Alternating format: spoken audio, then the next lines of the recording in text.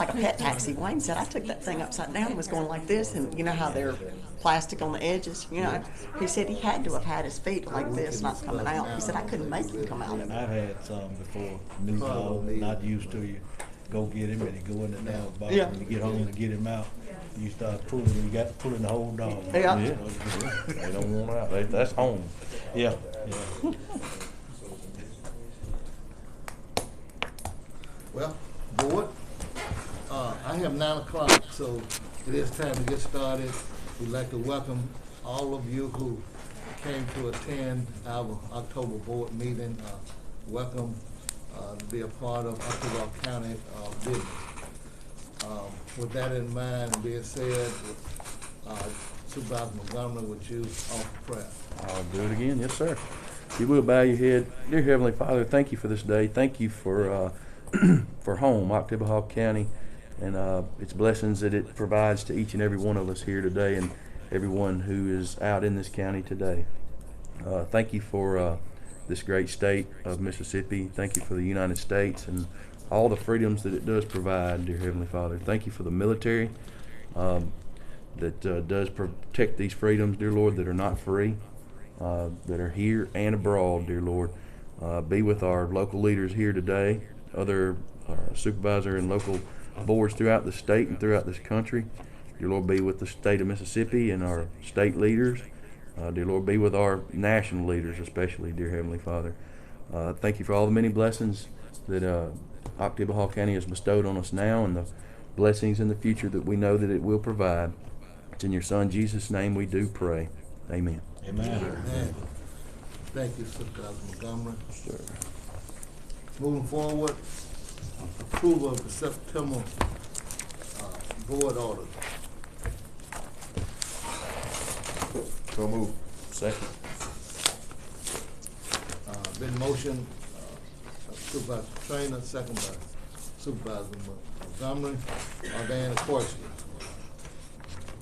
I did have one reservation about about the advertisement for equipment. I didn't know whether the money amount should be attached to that, and whether or not that become public information. It's not in the advertisement. Bond Glenn, and I spoke about it, this did not indicate a dollar amount in the advertisement. That's correct. Yeah. I was wondering, our board Yeah. Our board the orders, minutes. that's public information. Does I it could- become yeah. public information? I get what he's saying. I'd like to remove that as well. Yeah, that needs to be removed. Where is that at exactly? That's on the first page, I believe, all the way down to the bottom. I don't have my board orders with me. I think Attorney Robertson would agree that needs to be removed. Talk about the, you know what I'm talking about, the, when we're bidding out equipment, and we have bid equipment out, this is public record, public knowledge. We want the amounts, the estimates taken off of, out of the minutes. That way someone making a bid can't say, oh, well, Yes, I agree. you see what I'm saying? Yes, you don't want there to be an imbalance of power there, so yes.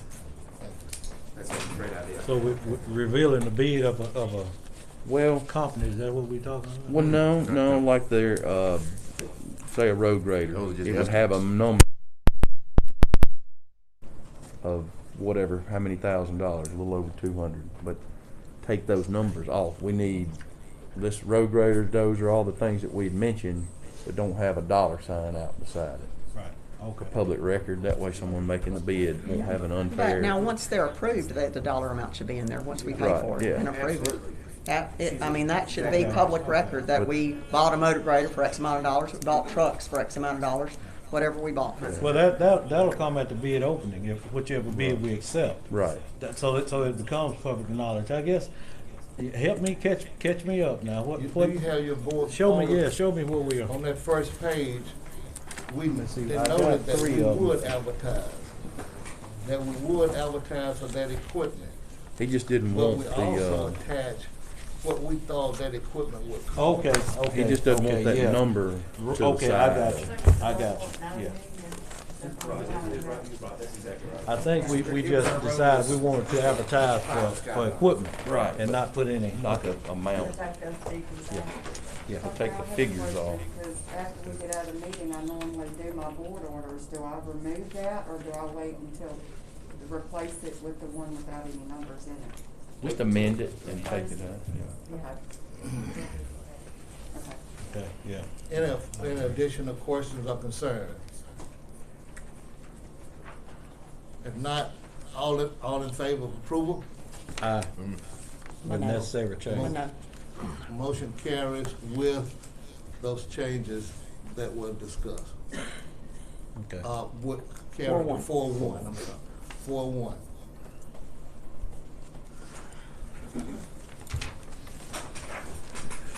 Citizen comment period, if we have any citizens who are with us today who would like to come forward, make a comment. If not, moving forward. Mr. Morgan, you with us today, Mr. Morgan, okay, good morning. Good morning. Good morning. Good morning. Sir.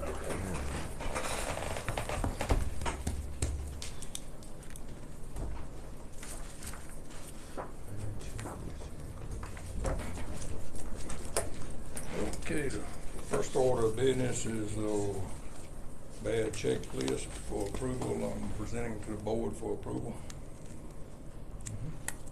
Motion by Supervisor Miller, second by Supervisor Howard. Are there questions? No questions, all in favor? Aye.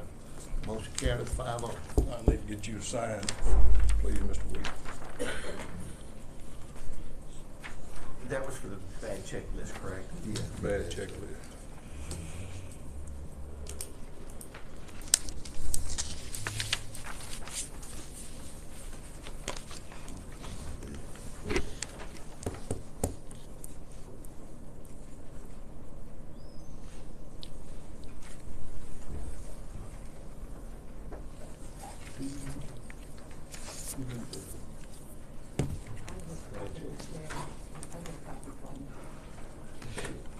Plays on that one.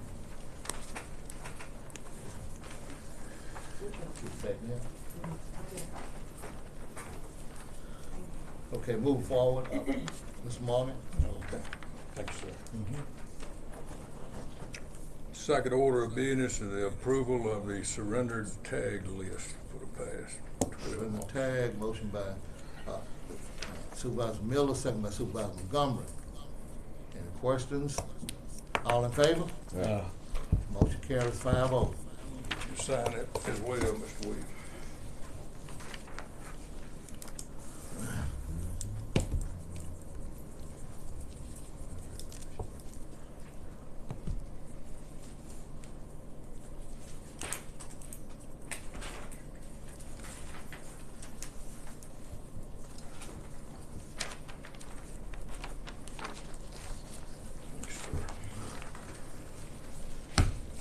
Next order of business is the approval of the insolvency list on personal property. So moved. Motion by Supervisor Howard, second by Supervisor Montgomery. Are there questions? No questions, all in favor? Aye. Motion carries 5-0.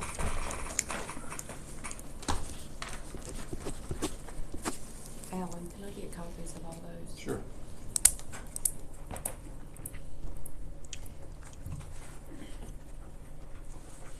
You want me to just leave them at your office today? Have we ever gotten any resolution about your last request? No? What was my last request? About the increase in the supplement based off I haven't the, heard anything on the new contract. I didn't notice it's on the agenda today. Yeah, the contract's on the agenda. So mine Was the same. do we need to address that before we accept this new contract? I think that comes under your head, and I believe. Attorney Robinson.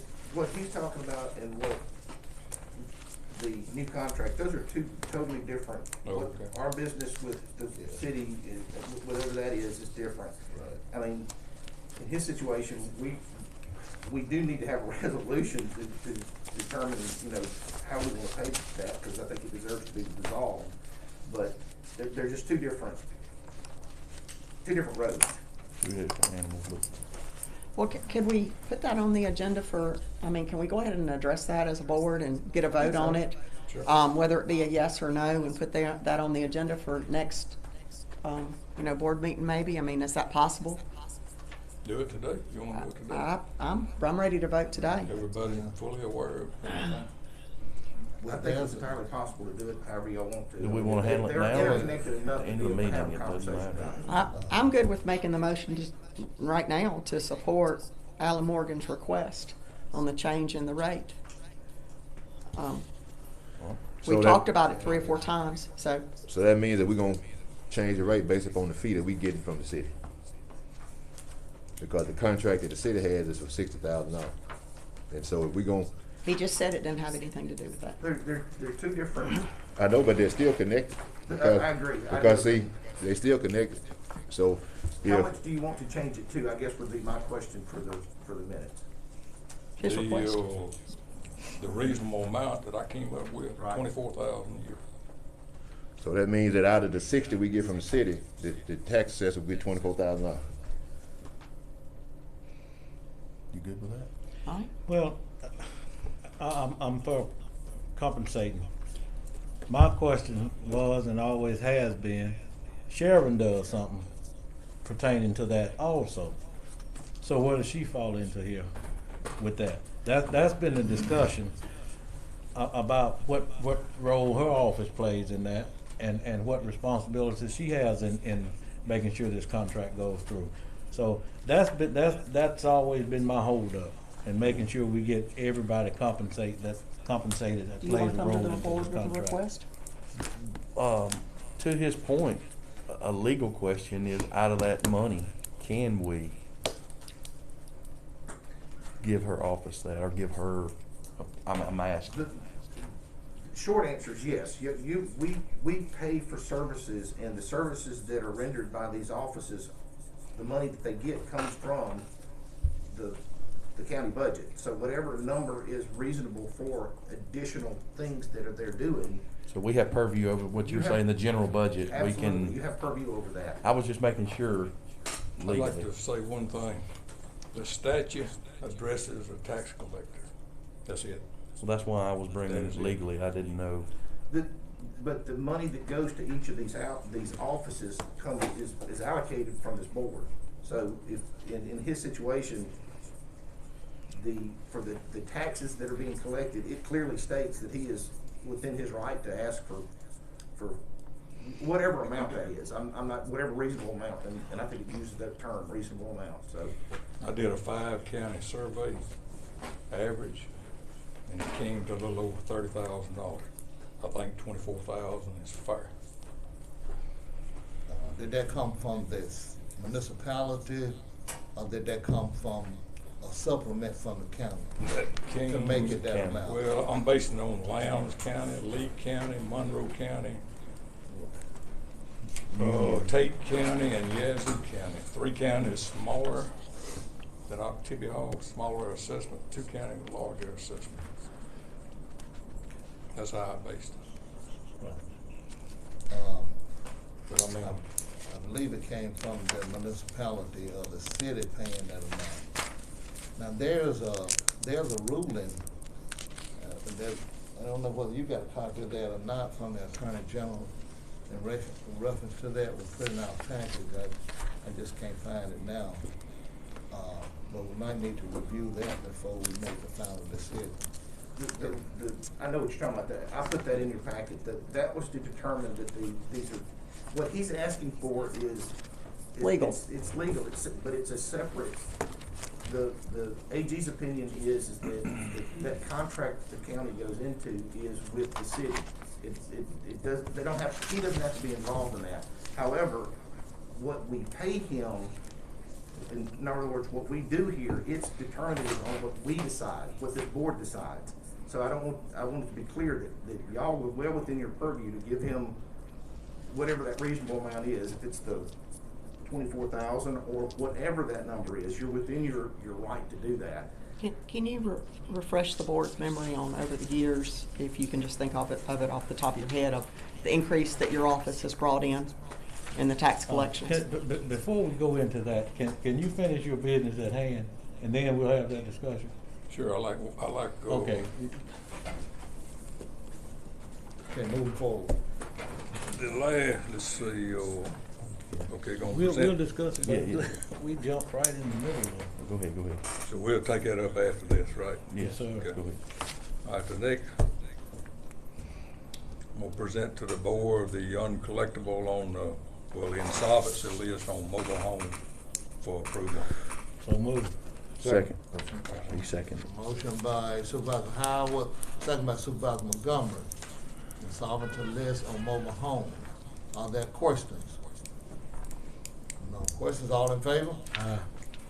Motion carries 5-0.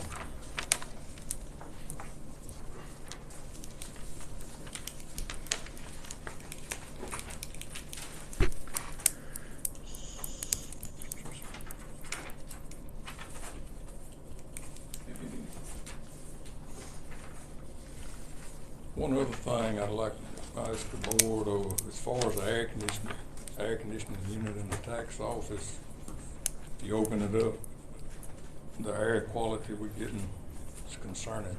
And I know the architect came through a few months ago, so kind of asking what's going on.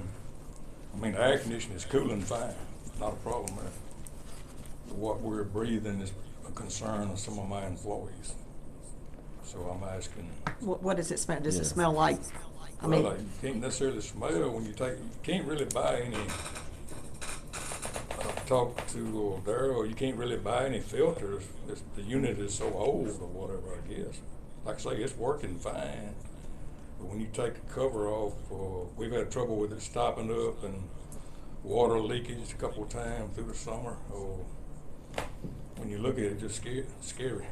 gotcha. What type of maintenance is being performed?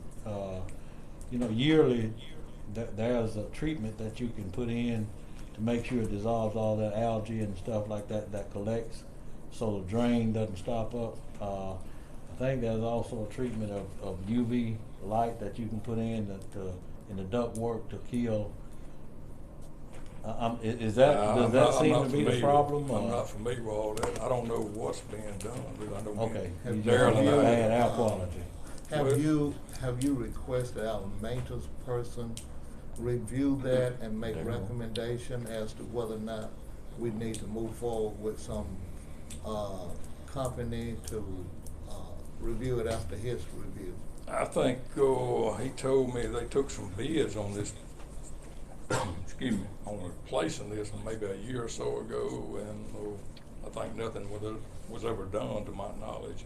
I think he was gonna get some updated bids with a company and all. Like I say, the unit is cooling fine, but I've had some employees come to me, they scared of what they may be breathing from that, and, the looks of it, Not good. Yeah. no. Well, I'll make the motion that we put, I'll Excuse me. put Excuse on the me. board order for next time, to Okay. address it, Okay. put it on board minutes. Before you go to that motion, please let, Mr. Lois wanna speak to that. I spoke with Al Fulton, our maintenance person. The air conditioning works fine. It's the same air conditioning in Chantry and in this room as well. It's just the cosmetic of it, I guess, because it's old to the building, but it works perfect.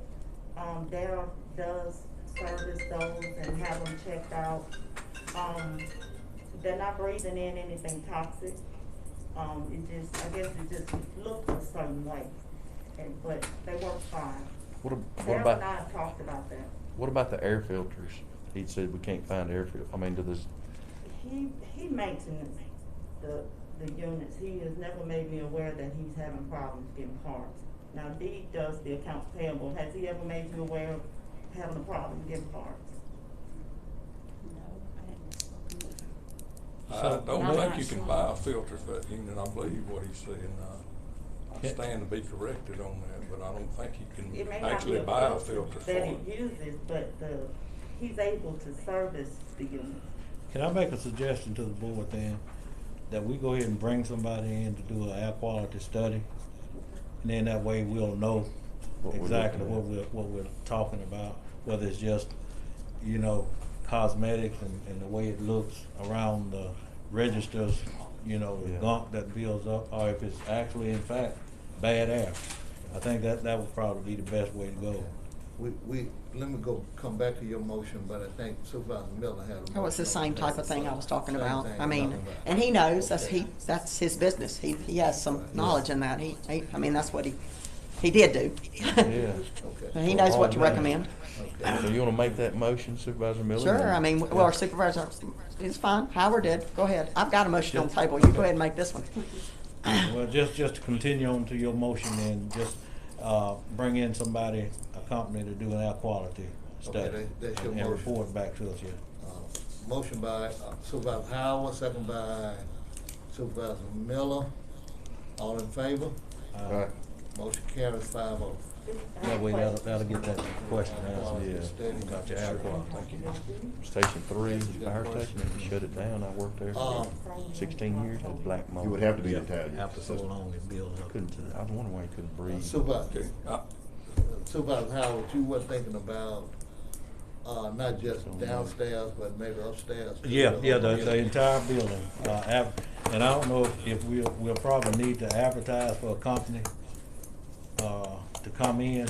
I don't know if it's under a certain amount, I think we can just bring somebody in and let them do it, but, you know, whatever process we need to go through to get, I'll check into it and have more information the next board meeting. okay. All right.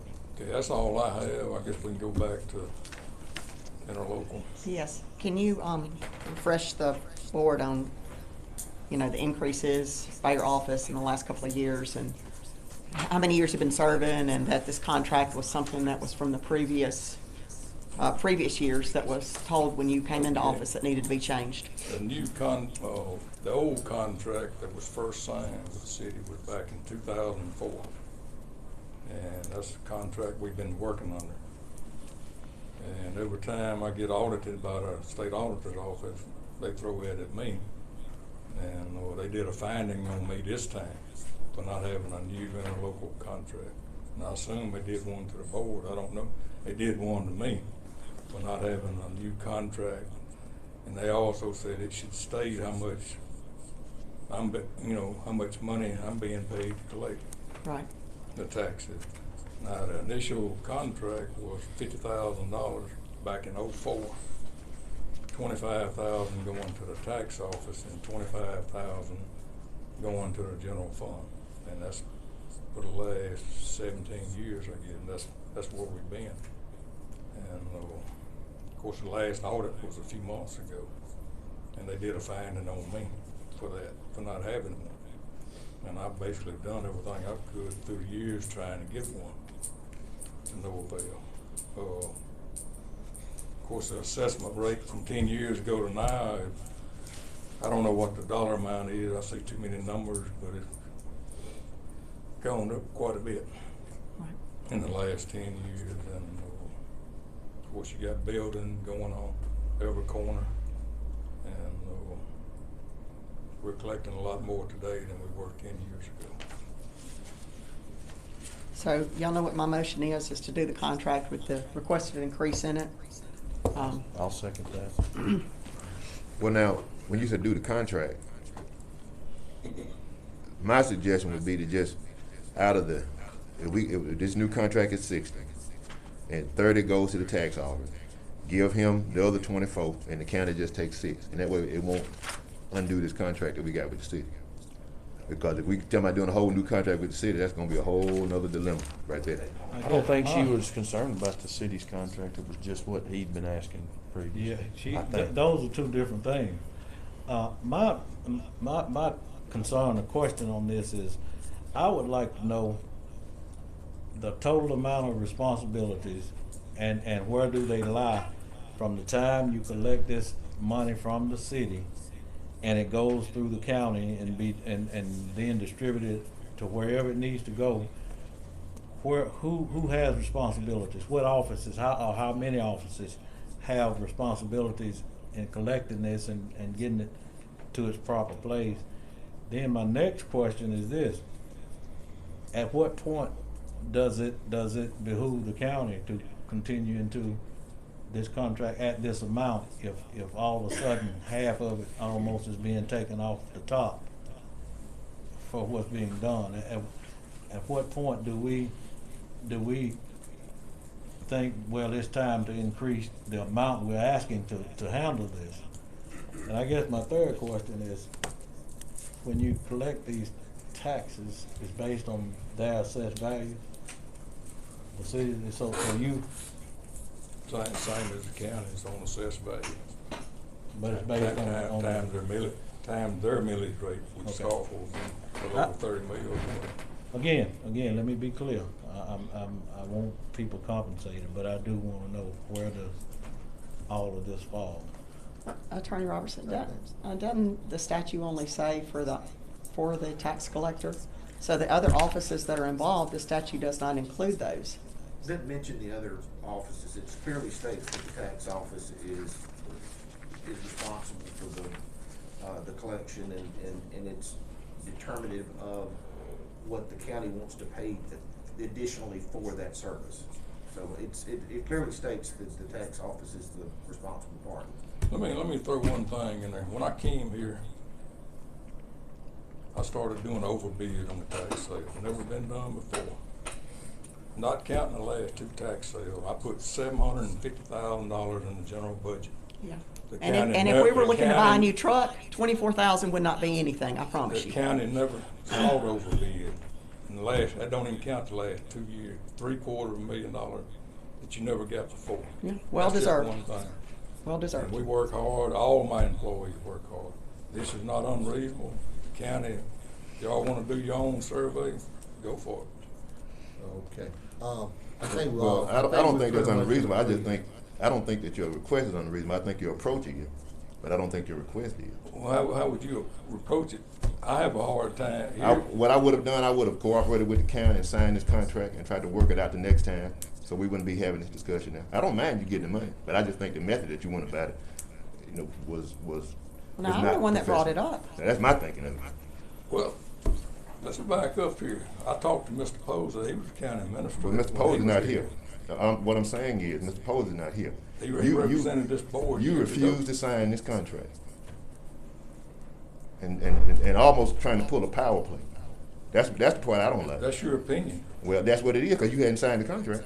I'm not gonna sign the contract Okay, until so I because know of, I'm gonna receive a because- reasonable amount. Because of the Well, time that's whether you involved. receive a reasonable amount or not. Excuse me, please. You still got to collect the money. Excuse me, because of the time involved, I think we agreed that we would pay an additional amount.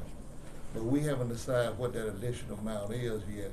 So I think we need to get in touch with our county administrator and Mr. Adam Morgan, our board attorney, to try to decide on what that additional amount will be. Come It's back to the board. 24,000. It's 24,000. You got a motion and a second on the floor. So the only thing we'll get out of it is $6,000. He went from, I think it was like 9,000 and something, almost 10. 89.46. Okay, so from 9,000 of that 30 to 24,000. Here's one problem I have. The board never had a problem with the substandard pay I got for 9 years, almost 10 years. But now you have a problem with it. Did I come up with a reasonable number? When the pay was substandard, nobody complained. Rob, does the board have, Attorney Robertson, We were only put on notice about this year. does the board have the discrepancy Sir. We to gonna pay notify. another office if they're part of the responsibility? Through the statute, no. Yeah, we can't. Okay. Through the statute that covers this particular deal. Y'all keep something in mind. I put there's several things here. First of all, y'all have every right to have this discussion in terms of the amount of money that we're talking about. But the statute itself only talks about the tax assessor. It does not bring in Chantry, it doesn't bring in any other office. And it's kind of confusing, although these are interconnected, these are 2 separate things. The interlocal agreement, in all honesty, and I don't know why his name was necessarily on it, but he didn't have to sign it. I mean, that's a fair dynamic here. the interlocal agreement between the Board of Aldermen for the city of Starkville and the mayor and our board president and the board of supervisors, it really, having that other name on there, honestly, I think it's been just what's been done over the years, but it didn't have to be. That was what the AG's opinion basically said. However, it does amount to the amount that y'all are determining. You know, you need to know exactly how much money you're bringing in to actually cover these services. So there is an interconnection, but there's not a Direct connection. there's not a direct connection. And therein lies the part of the hiccup with all this. It's hard to untangle it sometimes. Well, let me ask you this, to cover what Supervisor Howard's talking about in Sharon's part of the deal. Like you had said earlier, we have purview of the general budget, right? Y'all absolutely do. Is there a statute or is there a way to, because of and he's got the findings, and I'm sure her office does as well, is there a way to compensate her more because of It would be workload? tied through your regular budget process. You would just basically take that into inclusion of what she's doing. Okay, that sounds like something that needs to be addressed. And I think that's I honestly think that's a fair assessment of what you're doing. But from his standpoint, the statute clearly states that his office is the authority to be able to collect these things. It just doesn't bring in, and I don't know that was an oversight. I don't know. I don't want to suggest to you that I know the reasoning behind it, but I do know that the statute just doesn't get into this other stuff. However, I do know that the Chantry office is you know, we budget for that as well, and we can come back and take that into consideration as we're moving forward. And I think that would be well worth that time and energy, as well as the time and energy it takes to deal with this what we're talking about. So Board has a conclusion. going forward, you know, once we get this resolved, can we do a new contract or start working on a new contract for next year and put in a percentage amount? Yeah. Yes, And sir. and that way that percentage amount will increase as the tax collection goes up. I'll do whatever. Something that in other words, like Supervisor Trainer said earlier, this is kind of like a new log in the road for us, you know. Yeah, I think now's the time for signing all the contracts, frame it up like you're talking about, to where we won't be, you know, kind of caught off guard next time. The one thing to remember, when we brought this up over the course of the last year, and this is not to belittle the city, but the city didn't want this to go up at all. They feel like this is tax dollars that's all of our constituents anyway, and it needs to be done in that regard. I thought that the city would understand more than anybody. I mean, a lot of rates have gone up. We could talk water, we could talk a lot of different There's a things lot that of have different gone things up. that have gone up. I think that having the Kinda conversation and also having the idea that we also are resolving some other things that were going on as well. Y'all, we don't make these decisions in vacuums. The reality is there was a lot of things that were out of sorts over the last year that had to get worked out, and this year has been that year of working these things out.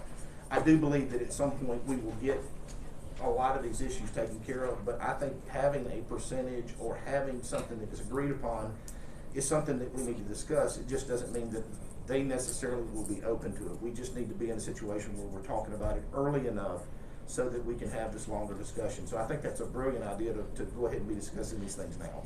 Why don't we approve what our tax collector's asking for, and then come back and have Ms. Livingston put something together for us and address that in the next board meeting?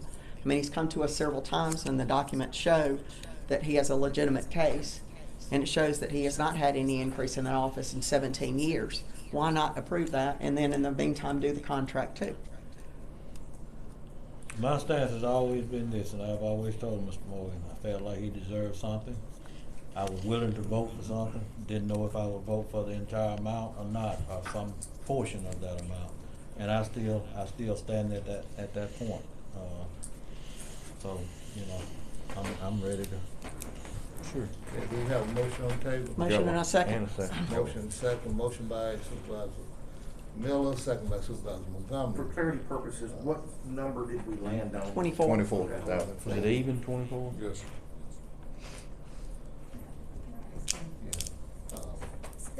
difference? You're currently getting 8,000 and something. It's an 89.46. addition. What's the additional you're requesting?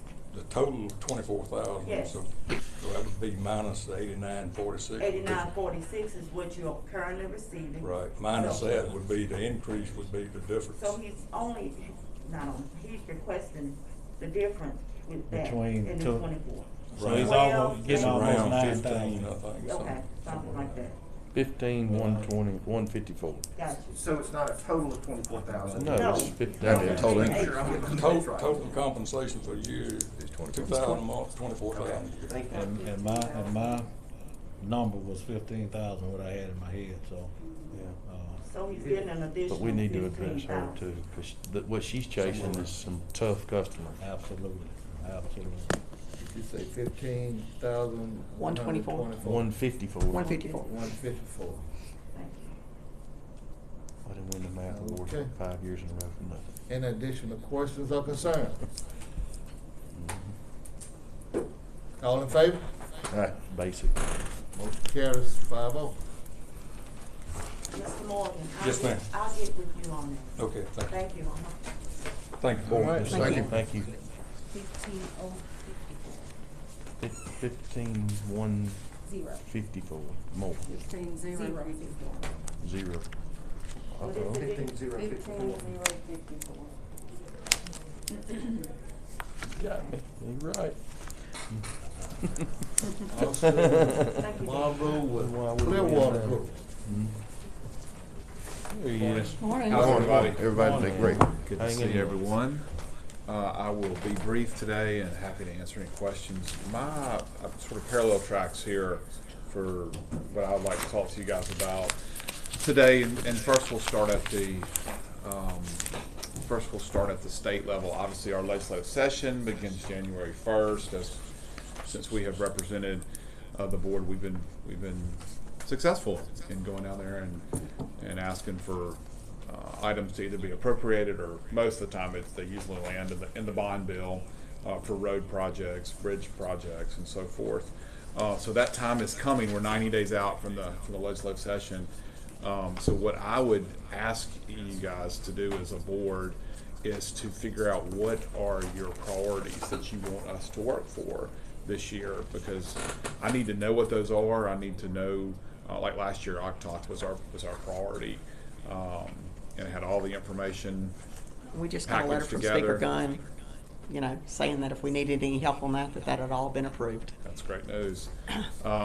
So my biggest thing is obviously we're gonna make the priorities whatever you guys tell us the priority should be as a board, because then I've got to take Rob's attorney hat off and start talking to him as a legislator, and Senator Williams and your other members of the delegation to start working to make sure we have support of that before the calendar year ends. I really need to do that in November. So what I'd ask you to is over the next 30 to 45 days to really figure out what is it that we've got to go make a priority to ask for legislative funding. They've been very supportive, leadership in both the House and the Senate, the Lieutenant Governor, the Speaker, Josh Harkins, who is the Senate Finance Chairman who controls the bond bill, who's a Mississippi State grad, always wants to be very helpful to October County. These folks have been very supportive. But we have had success the last two legislative sessions, so it makes it even more difficult this year because there's 81 other counties who are going to be asking for support, and there are lots of municipalities, including the one that we're sitting in right now, who are going to want support for roads and bridges and whatever their projects are. So that's my biggest thing, is just to implore you guys to figure out what it is. What is that project or projects that you want for funding things? I mean, We've worked in the past on some other legislation. I think one of the first things we ever did was we worked through local and private on a Head Start school bus program. We weren't asking for money; we were asking for legislative authority, which you guys needed. So if there are other issues that are not funding, obviously we want to work on those for you as well. But that's my biggest thing, is just to get some direction from you guys. If we could get that by early November, that would really be helpful. What about I actually had mentioned this a while back, and then we've had a presenter since then that came that could help manage all these new dollars that are coming in. Is that something that y'all would currently do under so we wouldn't have to hire somebody else to do that? I mean, is that something y'all currently offer, that Yeah, service? well, or- you know, I think probably the first quarter meeting that I spoke with you guys, we had a presentation for you to show, hey, these are the dollars that are coming through. It was a number of programs, and basically anything that you need us to go do, let us know. Of course, you guys pay us to help you with government affairs issues, and that certainly falls into that. And I've got an associate who works for me who's a really, really smart kid. He's not a kid, it's not fair for me to say, I guess I'm getting old. Really smart guy, and he understands ARPA. He certainly understands this infrastructure bill. That's the second thing that I'll sort of segue into. But yes, absolutely, if that's something you want us to do, or we don't want to overstep our bounds, but we want to be here to make sure that we're earning our dollars that you guys pay us. Could he come to our board in the next meeting or two, or when you come back? And Whenever you want, yeah, whatever you. I just, want. and if that's something we're already paying Or for we in can a have service. conversations, one-on-one conversations, and as well as come to the board as well. Yeah, he certainly understands that, which is interesting because he told me this morning, I think the county got something over $9 million for ARPA funds. We've learned that there are some counties in Tennessee who are using ARPA funding for road projects. They're doing it under the guise of tourism. Now, the Treasury Department has not come back to say whether that's okay or not, because they are very vague. Their rules and regulations were so broad in terms of what you can use spending for. So, and you guys may have already determined what you want to spend your ARPA funds on, the $9 million, but it's just really interesting to see all the different options that are out there. And of course, there are tons of programs that were not just sort of the direct dollars that the county got that you can go after, which is what you're talking about. Sorry, I was a bit long-winded there. No. Well, seeing that the last two efforts legislatively went into Poorhouse Road and October Road, these other three on the end here, Yes. I think that the county ought to really consider projects that will be recommended by the other three districts. Supervisor Howard, you got a project. Yes, sir. Go ahead and put it out there. Yes, sir. The Octaville County Lake Dam. So my suggestion is, I got a project too, but I understand that things take time. My suggestion would be that we make the Octaville County Lake our #1 legislative priority with the state and see if we can get some funding for the lake. So let me hit my parallel track here and respond to that. I'll start with responding to you first. We're going to go work on whatever you tell us to do, Orlando. And that was just my point. Is I've always been very transparent with you guys. It's just tell us what you want us to work on, but tell us in enough time to where we can really go work on it the right way for you. That's why we want. That's Yes, why. sir. I don't want to tell you 5 different things. Absolutely, and I appreciate that. Excuse me. So this is where things are in Congress right now. Hopefully today, we were hoping it was going to be last Friday, Congress is going to move on this massive infrastructure bill in August. And I'll go quick here. I don't want to kill you guys, but this is super important for you. In August, the Senate passed a $1.2 trillion infrastructure plan that sort of fell dead in the House. As you know, the House has tried to Congress has tried to pass a $3.5 trillion bill. Not going to happen, not going to go anywhere. They're trying to negotiate. The Biden administration is trying to lead them in negotiations. It's going to be something with a 1, I think. Probably 2 trillion is probably the top it'll be. But what you care about is what does that mean for Mississippi, and what does it mean for Octaville County? The White House put out a few months ago, if the $1.2 trillion package passed, that means $3.3 billion in Mississippi just for highways.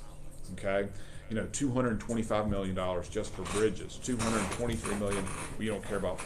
Well, you may care about public transit here, but $429 million for water projects, $285 million trillion. I'm getting my millions trillion. $285 million for other projects. So serious money that will flow to the state. And I think those are the minimum levels, because I think this is going to be maybe 1.5, 1.7, maybe up to 2 trillion that's passed. And those are dollars I think they're going to quickly try to push down to the states, and of course get pushed down to the local level. So that's really good news. So what I'm hopeful for here is we've got parallel tracks here. And then ARPA, of course, is that third track. 2 seconds. The first track, of course, is the state legislature, working with Rob. working with Bart, working with others to figure out what is this very defined specific project. I'm going to use Octalk that we got $1 million for last year. And then the second one is, here's all this federal dollars that are coming down. How can we immediately start working with MDOT, the folks that we work very close with MDOT, to figure out what is Octavia County eligible for, and figure out if it's maybe Sturgis or the county lake, or what are these projects where we can try to go figure out and then put that puzzle together really quickly. So that's my long-winded answer to that. I hope that was fair. Don't you think, I'm sorry, I didn't mean to interrupt, but don't you think it would be, if we could use those monies, those dollars for tourism, and we wanted to look at whatever the replacement is of the levee, whether it's we're still, I guess, getting the answers, whether it's gonna be a full replacement or just the slides and the drainage and all that kind of thing. Wouldn't that be smart to use those federal dollars for that then? And then try to get state dollars for some of these other projects? It's really, it's going to be hard. Yes, is the short answer. I know Marvell just wants us to find the dollars once you figure out exactly what the costs are for that project. I mean, if we got $9 million, that's enough dollars. Well, I don't know. I don't know the answer. We don't know what the costs are. what Pickering's going to find, though. I guess. That's right, and that's not me. But yeah, I mean, for the legislature. And I'm going to defer to the legislator who's sitting back there. They're going to want us to come with a project that's fully supported by the board, that we can make a real case. Octot was such a great example of that last year. Starts on campus, goes to the city, goes all the way out. So much development. The Mississippi State was on board supporting that. The city, well, we didn't really push the city, but I'm sure they would have been on board supporting that. So, and I'm not saying that the lake project doesn't fit into that. But I don't know the answer to that right now. It really depends on what comes back from your report, from your engineer, and how you guys as a board view that project and what you want to do. I've always been honest and upfront about this thing, and I think at the end of the day, it's going to come from this board to handle out there, because being real and being transparent, you're going to have a better chance if it's surrounding a certain area in this county to get funded. That's just bottom line. I can't disagree with that. So I'm not gonna sit here and think there's some pie in the sky that you're gonna be able to talk to some individuals about jumping way miles away from a certain area to push to try to get funded. That's not gonna happen. And what my honest hope is there's something in this infrastructure bill that passes Congress that may be there for. And hopefully it is, but at the end of the day, this board has got to come to the realization that we've got an issue, and this board is going to have to take care of it. That's just sort of bottom line, and sort of throwing these little dreams out there and keeping us waiting and thinking maybe possibly once this report is in on the County Lake Dam, and we've got the final, then the board know it's time for action. Let's get it fixed. What's the timeline on that? They're in the second phase of it right now. Okay. They did the first analysis, and it's pretty much the exact same information that we've had to this point. Now the one thing that's got to be determined is the core. That's the bottom line. If it's Who's seeing determined, those reports? so we're not. You're seeing those reports? Yeah, Of course I'm everybody seeing They them. will email to you. Yeah. You should have them now. Everybody has them. I Yeah. have a copy of that report. You should. You should. Can you make sure I got a copy? They have completed Part A, and they really want our approval today, so they can move forward with Part B. I can't vote. I don't know that I have it. It was presented at the last meeting, I think. But anyway, that's where we're at. Now we're waiting on the determination of the Corps, and based on what they come back with us about the Corps, then we'll know which direction we're going, whether, we'll have to increase slopes, redo spillways, redo emergency spillways. All of that's gotta be done. That's already been determined. And that's just dependent on the Corps. Okay. Yeah. Did you get a copy of it? As a backup, I make sure you got it this morning, so it is in your It's in your email. It was sent earlier, but a My, backup is in there this morning. And it basically talks about what Supervisor Howard is saying to you. Some of the same findings were found by Pickering. That there are some holes in the levee, some animal boars they talked about that's in there. So it's a need. There's a need for repair. I There's don't a have it need in my for email. repair. Can you resend it to me? Yeah. hey, can you put that in our box? I'm asking Mr. Lois. Yeah. A physical copy. I'll be honest with you, my PDD email never works. They can't figure it Mine out. rarely works either, so. Never works. Now, giving Austin something to go on, can we get a unanimous vote and see if we can get maybe $1.5 million from the legislature for the economic development project for Octavia County Lake? That would be my suggestion. And that way we all have that, and you'll have that, and you can go ahead and go to work. Well, we say project or projects.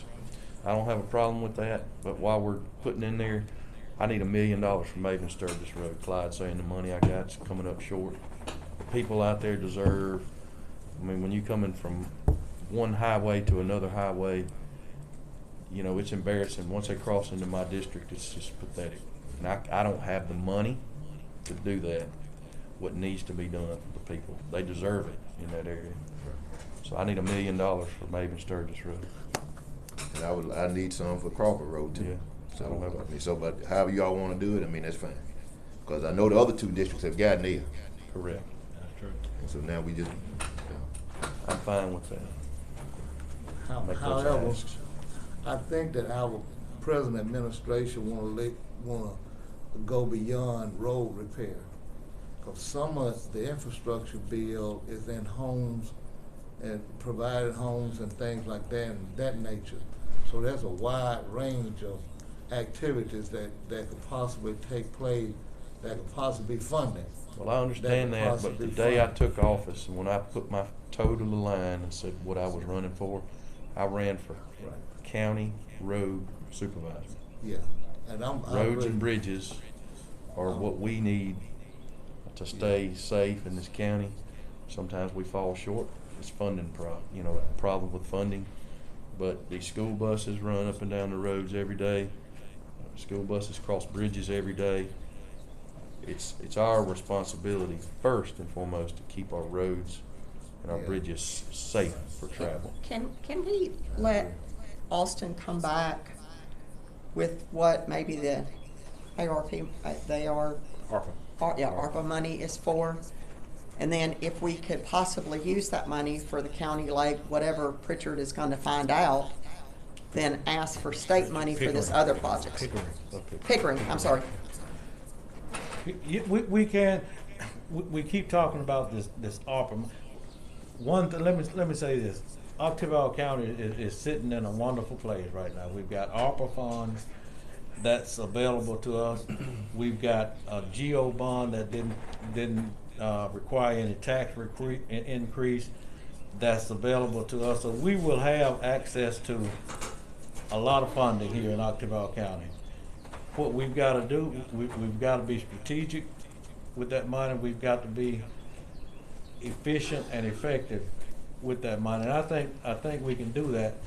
But the ARPA funds, the main thing with that ARPA money is this: once we determine what projects we were going to do, the documentation of those funds is going to be critical to make sure we document every I, dot every I, cross every T. And my concern is this: we've got to have a firm somewhere, because we can't push all of this into our county administration office to be able to keep up with all of those documentation and data that's got to be kept up. We don't do that. And I know that, Yeah, and that's what I'm getting Sure. at. What we can do is we can help. We can tell you what's available in terms of the pots of money that are available. Right. We can potentially help you go chase those dollars, but we don't manage. You don't do the administration. And that's the key to this Yeah, ARPA I'm money. just being honest. Yeah, and that's why I brought this up. Yeah.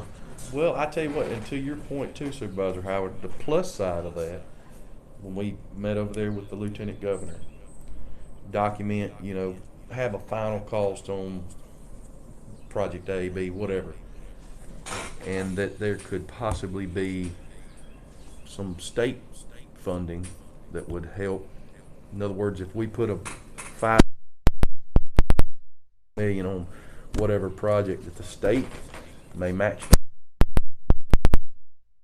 Yeah, just gotta know what the project is. Right. Because Whatever I know what said the project project is, then we is. then I gotta figure out, okay, what agency would we go to even try to get an answer to that?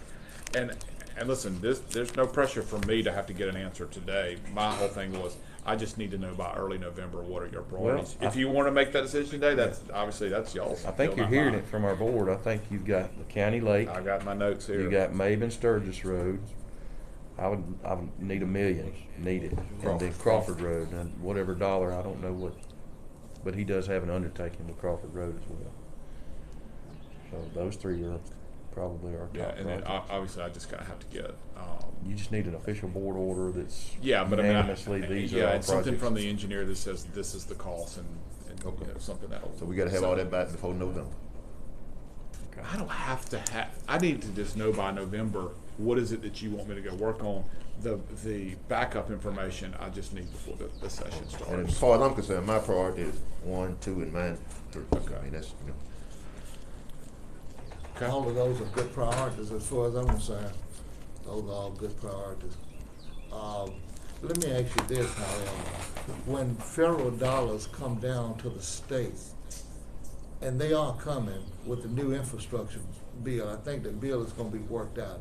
It might not be worked out with everything in it, Yes, that everything that people want, but it is coming.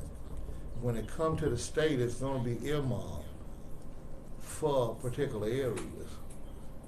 And that gonna be earmarked for road repair. We can get that money for these 3 projects. But there are other earmarked dollars that if we're not careful, we will not be going after.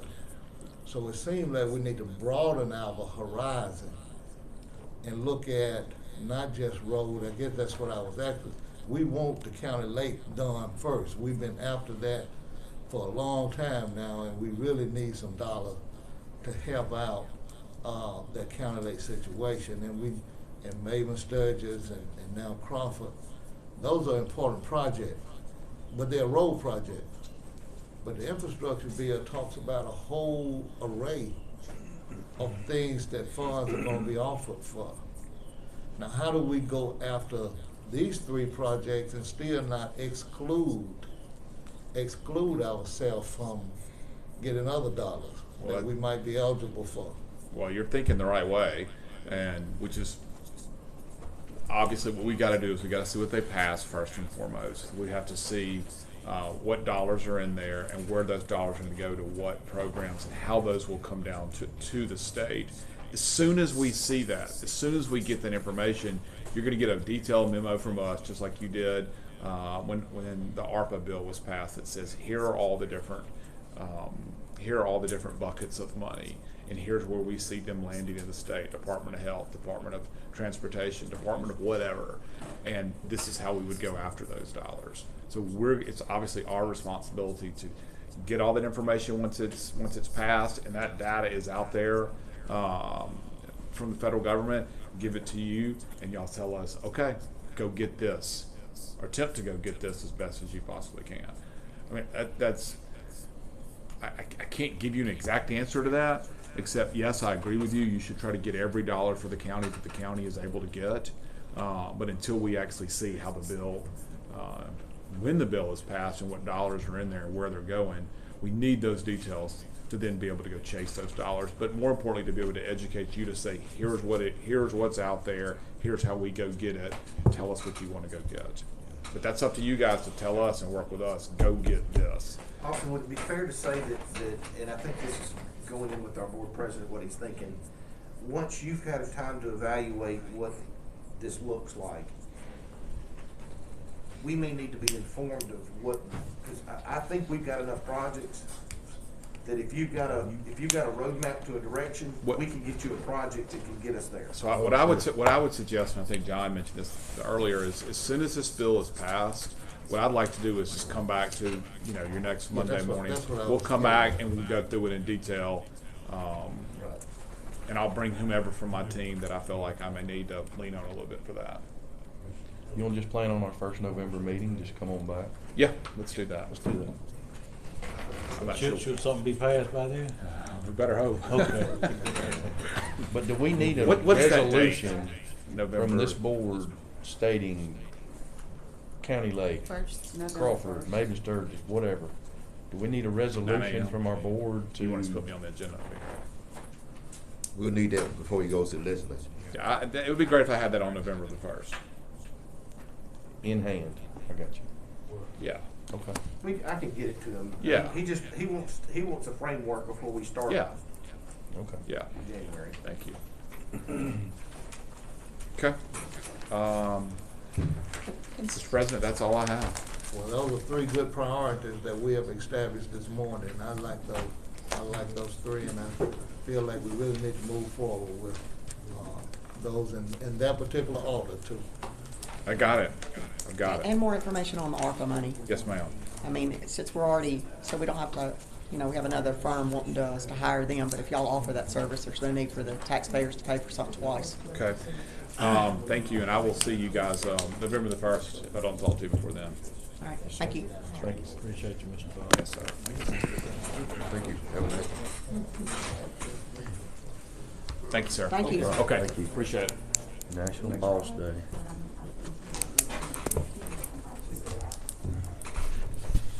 We got something for everything. I'm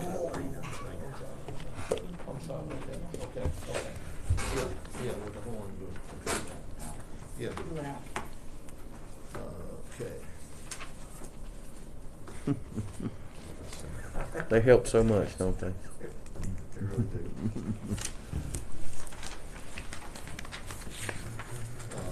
I don't believe anyone is here with the horn group, I don't believe.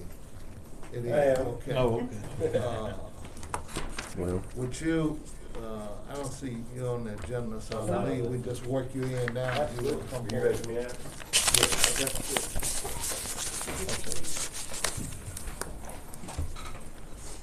I was busy emailing you guys right then. The document that I sent to Lois earlier, my name is Luke McAlpin. I am a senior manager with the foreign group out of Jackson, Mississippi. And I was listening to some of y'all's concerns regarding the American Rescue Plan and what you can and can't spend it on. And that happens to be what we've been doing in 5 states for the previous 6 months. Y'all got 9.6 million.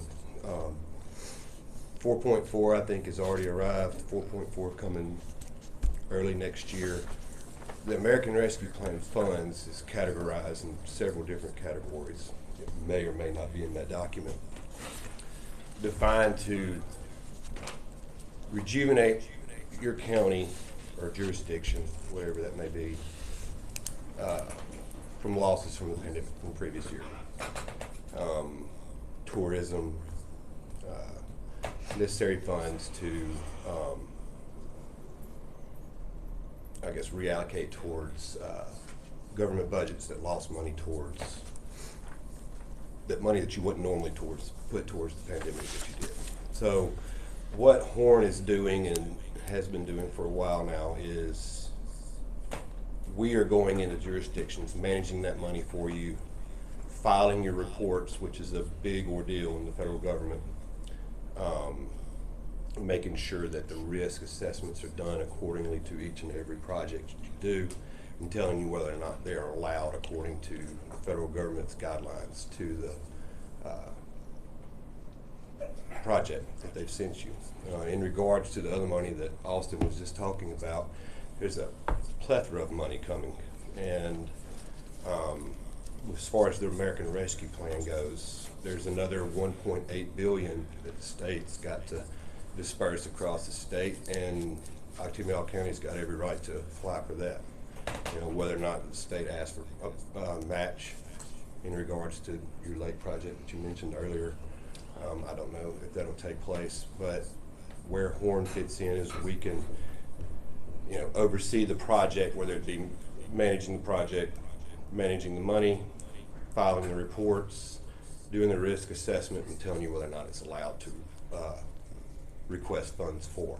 So I wanted to introduce myself as far as American Rescue Plan goes in Horn LLP and see if we can be of any assistance.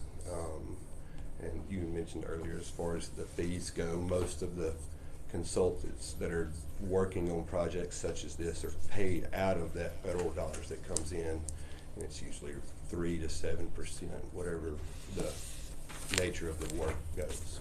So I wanted to introduce myself. I think you guys have got a report. If you have any questions, I'll do my best to answer them. I'll get back to you. Thank you. I'll make the motion to acknowledge the report. County Administrator. I have a question. Yes, ma'am. Do you have a set fee, or is your fee based on the project? Fees based on the project, the amount, and the amount of work we're doing, where we fit in the project. Let's Okay. take Mobile County, for instance. We are a part of 3 different private companies that are working in Mobile, Alabama on their rescue plan. And we're not overseeing everything. We're just doing the risk assessment and the managing of the project applications that come in from the community. So they have a portal that are set up on their county website, and a regular business or hospital, whatever it may be, can file a request for funds, and then we do the risk assessment for them on that. But it's roughly 5 to 7% of the total. Gotcha. And if this board does hire an administrator for those funds, those administrative fees can be paid out of the ARPA Yes, funds, ma'am. correct? Okay, thank you. Absolutely. Have a motion on the table for, I second. That's what I was asking, we have a second.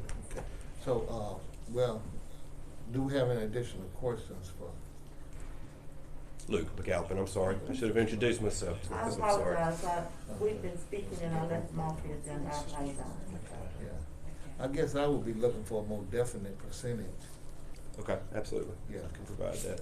Again, 3 to depending on where 7 we would, 3 to 7 is a wide range. well, again, it depends on what we're doing as far as the project goes. Because there could be multiple projects. Absolutely. That you If we're are doing. administrating for. Correct. Yeah.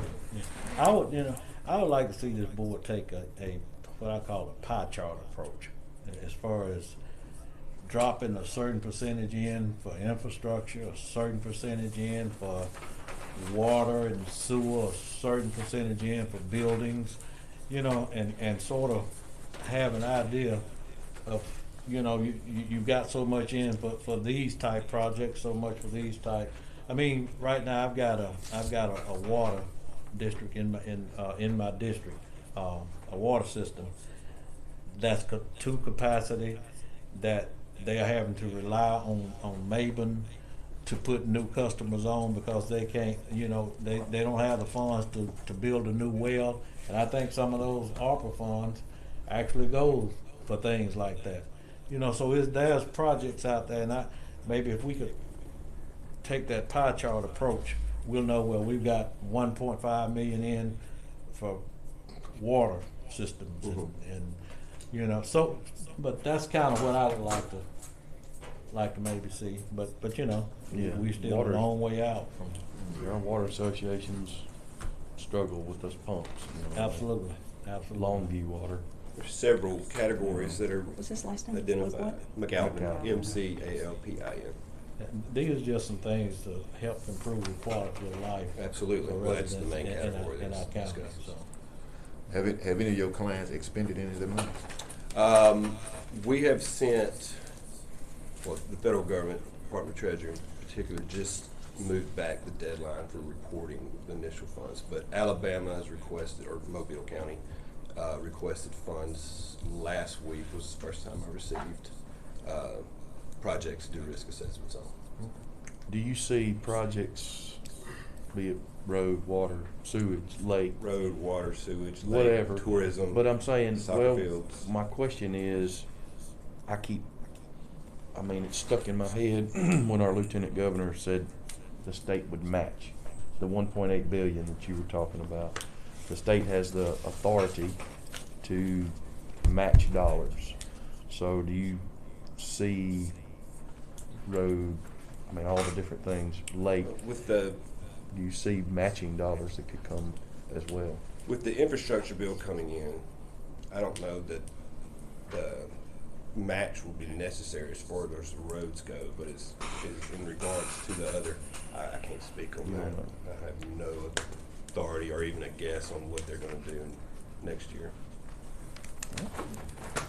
The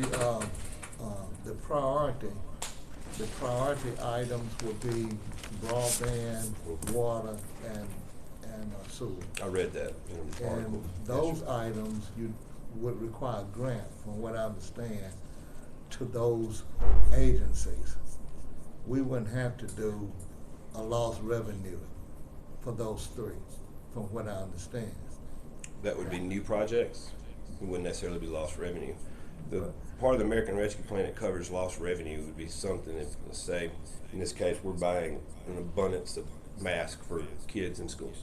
And we're still buying masks for kids in schools, and we will continue to. That's one of the first items I got from Mobile County to pay for, because that's not on the normal budget for a school district to pay for. You know, so Octavia County Schools have every right to request funds to be reimbursed for that. Or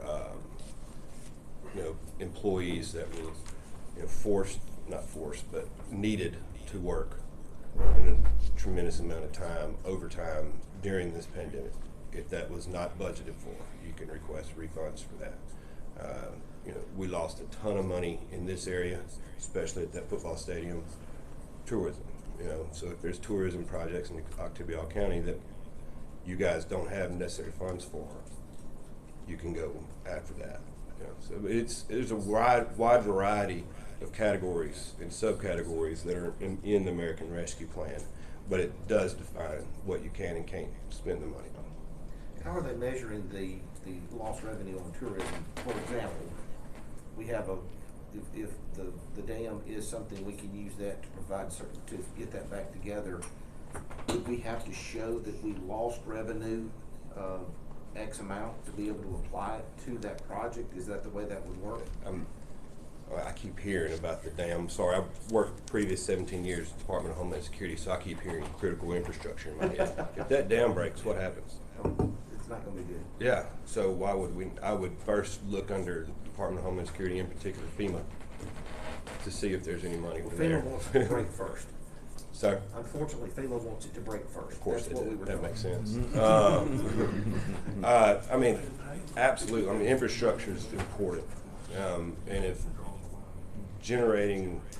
if fixing that dam generates revenue by increasing tourism to a certain location that's currently closed off, I don't see why it wouldn't be something that The we would tourism allow. is a privately owned business out there. It's not, the levee and the road, we're responsible for the road, which the levee is on, the road's on top of the levee, okay? And the safety issue of it.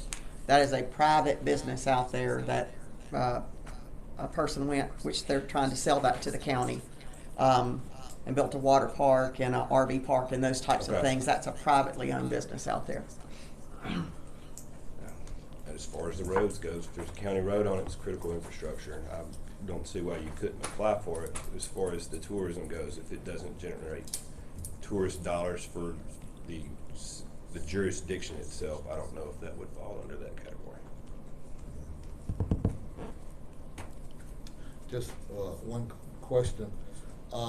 With providing funds to Supervisor Howard talked about a water association that needing funds.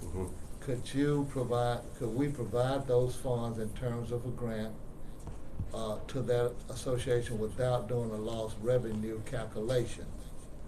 Meaning? Most of them, you have to do a lost revenue calculation, how you spend funds. Well, you But have for until. water and sewage, we don't have to do that. Correct. You have until 2026 to spend this money.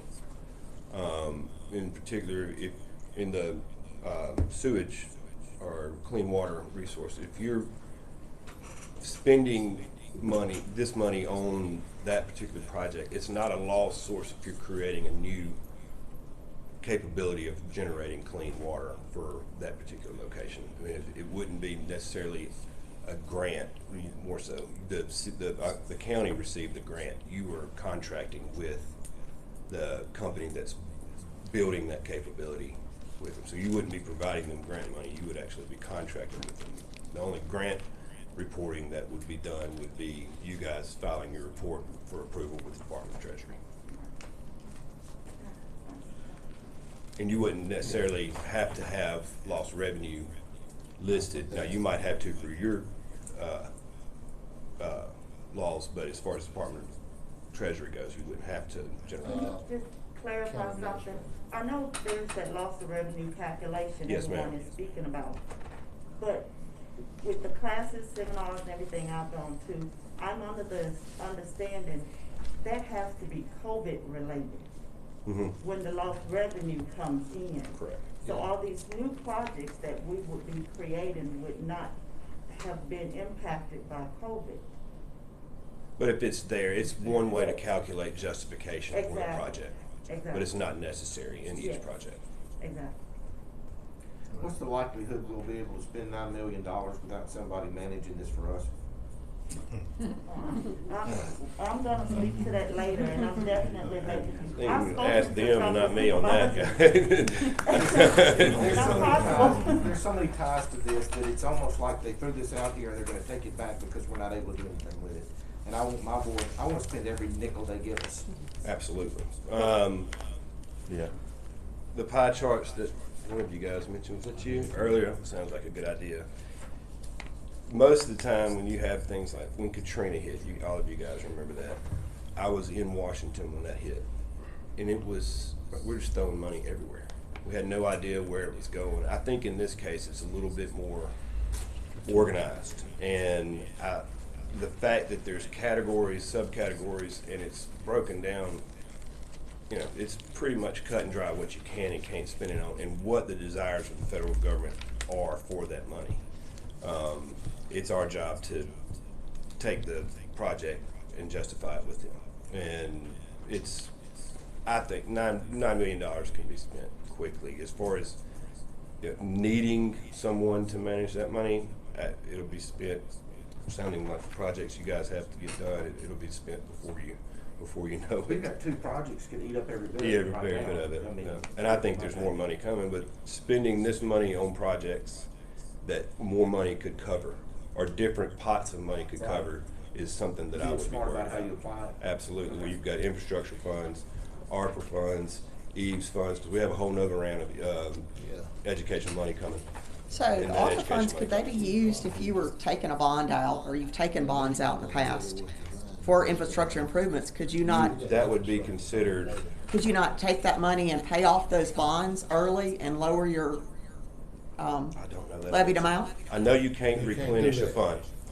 You can't. I know you can't replenish a fund, but in regards to bonds, I Can't don't pay know that off. answer. Well, he said bonds he doesn't know. He possibly can could look do at that. It's I been don't told think us you that, can, it's been but- told us that we cannot, pay off any type of. Debt. Debt. That's correct. Can't I pay think off the, debt. the lost revenue category is gonna be the only category that you can go back and replenish your budget. Yes. Absolutely. Yes. That's gonna be That's it, the yeah, I mean, yeah. And you've Well, got I to guess, prove I'm that. sorry, I was It talking had to about be on infrastructure stuff moving Mhm. forward, you know, It since had that's to what be it's on a for, and particular that's, project. previous bonds Yeah. were for that. It's not, the ARPA money is not necessarily for infrastructure. It can be, But but it's not. it's not solely defined on that. Whereas the current legislation that's hopefully passed today is. Most jurisdictions that have spent money, and what little I've seen that's come across that's public, they're spending it more on the tourism, rejuvenating schools and lost money areas, whether it be, like I said earlier. But 3 years to spend that money? You have until 2026 to spend that money, but just like, you know, I worked on the Real ID program in Washington, and we were supposed to be done in 2010. It's still going. So you can't expect 50 states and territories to have all projects done by 2026. That's too much to report, and there's not enough humans on this planet to finish every project. So I think that kick that can down the road like they do everything else. Correct me if I'm wrong, but I think these funds were really designed to improve water, sewage, and broadband. The three priorities. Well, broadband has already been taken care of with the county because of 4 counties. Mhm. So the only thing we got now left is water and clean water, sewage. It's defined in there. I mean, there's 13 categories and God knows how many subcategories that it mentions, but those are 3 Those that are are the definitely 3. mentioned. Yes, sir. And from what I understand, as long as you're doing those 3, you don't have to do a lost revenue. You don't have to on provide that. lost revenue unless you're doing it so for justification. Yeah, unless you're doing it for some type of justification. It falls under a tourism for lost revenue. I mean, that speaks Right. for itself. Right. But as far as Horn goes, we have a risk assessment program that we can put every project that you bring into, and we can send it back. It scores, you know, whether it be a 1 or 10, depending on what the project is. I'm just saying 1 or 10, just So- making numbers up. But So with that in mind, we could award those funds to some agency, and you would hope that you would award it to an agency that has a record of keeping up with federal dollars, because we had to monitor how they are spending those dollars too. But if we got an agency that has a track record mhm. of managing federal and state dollars, then we'll be better off. In regards to awarding that money, you guys would be awarding the money. Let's say if we are, you know, bringing a company in that's going to clean up the water distributions in one area of Octavia County, that would be a private area, would it not? I mean, I know that it would be water and sewer, but they would have to contract with that department. So you guys would be giving money to that department to pay that company. That company itself would have to contract with the government. So they would have to have a DUNS number and have a previous record with the government. That's not, Right. you know, Right. nothing for you guys to worry about. That's Yeah. for Chet White and the rest of the auditor's office to monitor. But like I said earlier, it's broken down pretty extensively to what you can and can't spend your money on, and the projects that you guys were mentioning earlier, I was listening to, and it covers every one of them. So, you know, and I think there'll be more money coming soon, as well as the infrastructure money. My only concern, being a state resident and born here, is us using money out of the American Rescue Plan that we could use out of the infrastructure bill or out of the EU's bill that is coming. So, you know, we have to be careful. You know, why would we spend money out of this pot when we have 2 more pots that actually Yeah. go towards that effort there? So, Now that's my concern. Is why would we be spending money on anything other than water and sewage at this stage of the game? Well, there's a lot of areas, I know in my area, that you say broadband it's not complete. To the west In my house to the either. west of town, Yeah. I mean, you get over in my district, especially to the west part of it, I mean, there is no broadband that way. So, But it's coming. but it's not there. Yeah. And What you it's do is go to. Long time coming. You go to 4 County's website and fill out that little questionnaire, and they tell you when it's gonna make it to your area. Well, it It's hadn't, that's coming. what I'm saying, there's a lot of my area towards Maben that's no broadband. Supervisor Howard's district Absolutely. and in Supervisor Miller's district. Yeah. It's almost like a quarter moon is to it the is the west project of. complete? Have they No, it's finished not all the complete. work? It's not. So I live north of Tupelo, and No. we're still on dial-up. I mean, so It's coming. It went if 4 broadband counties. has preference, then there is an area in this county that is very deficient. The cell phone service is questionable too. Very, yeah. I'll be talking to whoever and it just goes out on Hawkins Road. I've taken up a lot of y'all's time. I'll get out of your Okay. way. Do we have a motion, To acknowledge. motion to Yes. acknowledge by Supervisor Montgomery, second by Supervisor Howard. Additional We already question? had it, Miller and Montgomery. Miller. Oh, okay. Yeah, that. Okay. Yes. Okay, That'll work. okay, I'm sorry. That'll work. Now let me you. go. Nice All to in meet you favor? guys. Thanks for talking about Motion it. carried, 5-0. I guess you guys can come on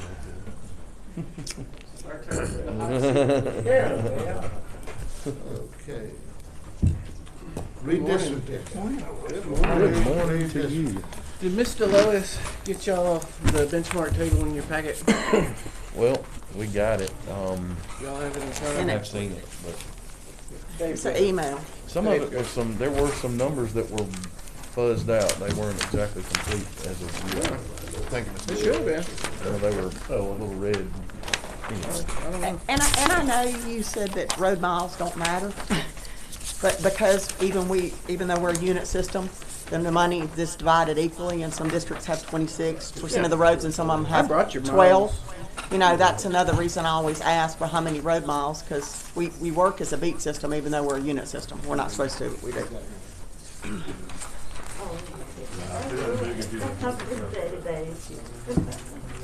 So, These are your actual road miles per supervisor district. Is that in the new Well, proposed? Supervisor Miller, I've gotta say 'Cause this. I only have one proposed. Let me, Supervisor Miller, I've gotta say this because, you know, we go out to the public. We do our best to stay in the unit system of government here in Octavia County. So just sort of saying out there, well, we don't operate, that's not correct. And I want that to be known, that we do our best to operate in the unit system of government here in Octavia County. That's the road miles by supervisor district. And, I'm sorry. And then you've got some split miles in there. There are some roads that are split between two different districts. But this is your road maintenance miles. These are your three. Thank you. We've got this information Yeah. already. But I brought it. But those are your road miles. Now, the only proposed plan that I brought today doesn't affect your road miles, and I'll show that to you here in just a minute. But before we do that, I'd like to go over the benchmark. And this is what tells you whether you do or don't have to redistrict. So this is what I wanted y'all to see first, and then we'll go from there. Your total 2020 census population is 51,788. To get your benchmark plan, you take your legal district lines that you're currently under, and you overlay it on top of your newest census data, which is 2020.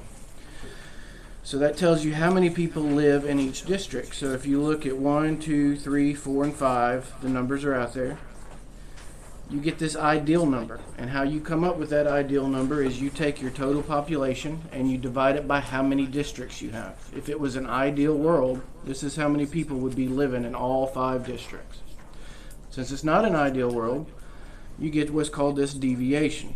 This deviation tells you how far away from that ideal number you are. So you can see that 1 is 209 people too few, 2 has 1,004 too many, 3 has 514 too few, 4 has 239 over, 5 has 522 too few. Then you come up with your variance, and your variance tells you how far a set of numbers are from an ideal number, so by a percentage. To get that percentage, you take your deviation, you multiply it times 100%, and you divide by that ideal, and you come up with this percent. You take your highest percent and your lowest percent, and you add them together, forgetting that negative number. And if that number is higher than 10%, redistricting is required. And we are sitting at 14.73, which isn't that far off. I brought with me the 2010 benchmark, and in 2010 we were 22% off. So we're not quite as far off, but District 2 has the most amount of people. It's going to have to give up a few people. District 5 has the fewest. It is going to have to accept a few to try to get that number down below 10%. Y'all have any questions on that benchmark? Does that mean you're getting Crawford Road? Don't have to get a So road. is this? I know, I'm just saying. I see the proposed And plan. this is my proposed plan, and I was going to show y'all that. Dave, if you'll hand out that proposed plan map. We'll go over the proposed plan real quick.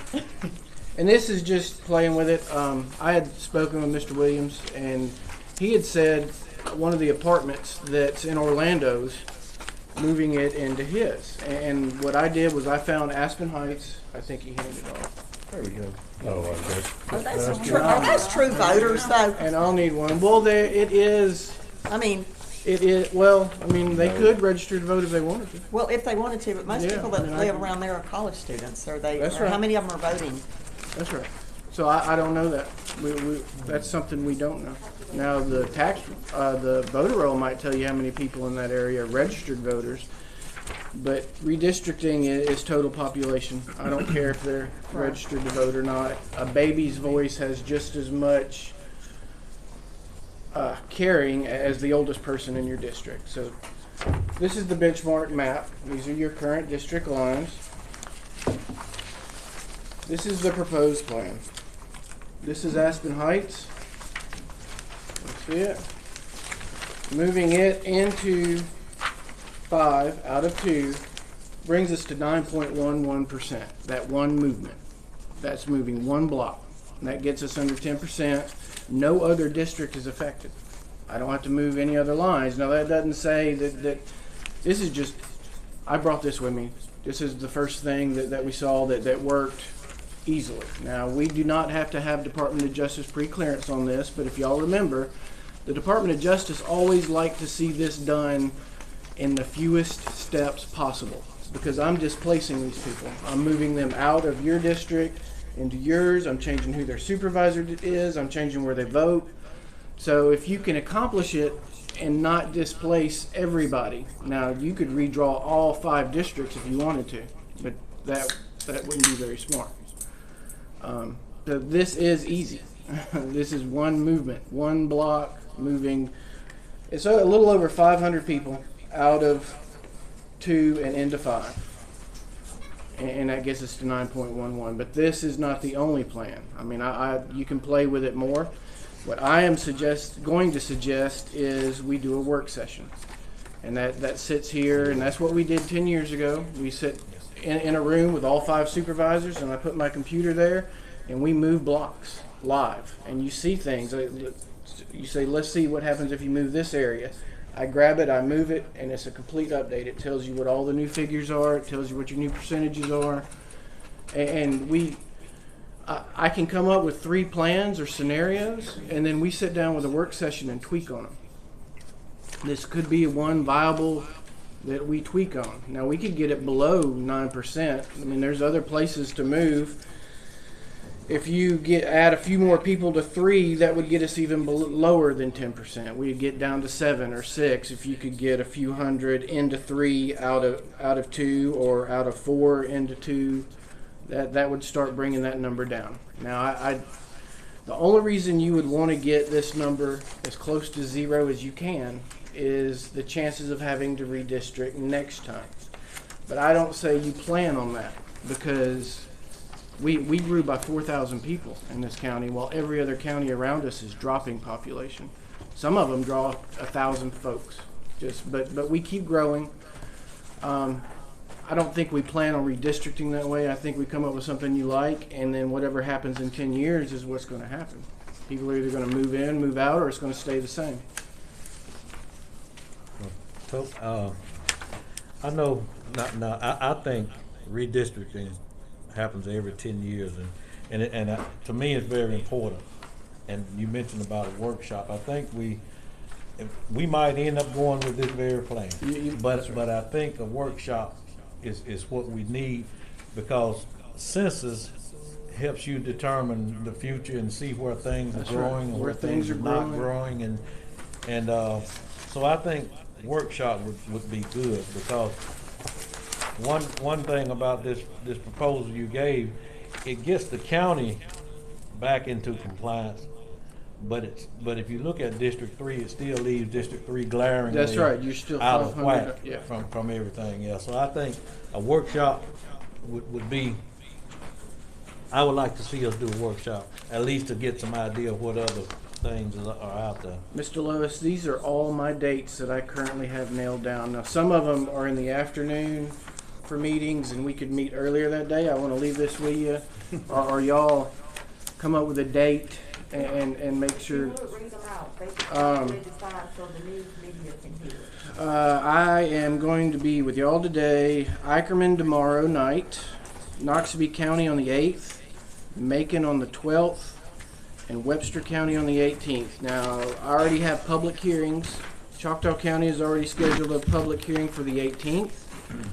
I have a public hearing on the 19th, and I have a public hearing November 1. So any other day than those would be fine. Now, we could do a work session up in the day on any of these that I have cities. Like Ackerman's at 5 p.m. We could meet tomorrow anytime during the day. But y'all, that may be too early for y'all to try to. So we can work it in. We can work this in. I just need to know maybe some dates for all of y'all when you might want to.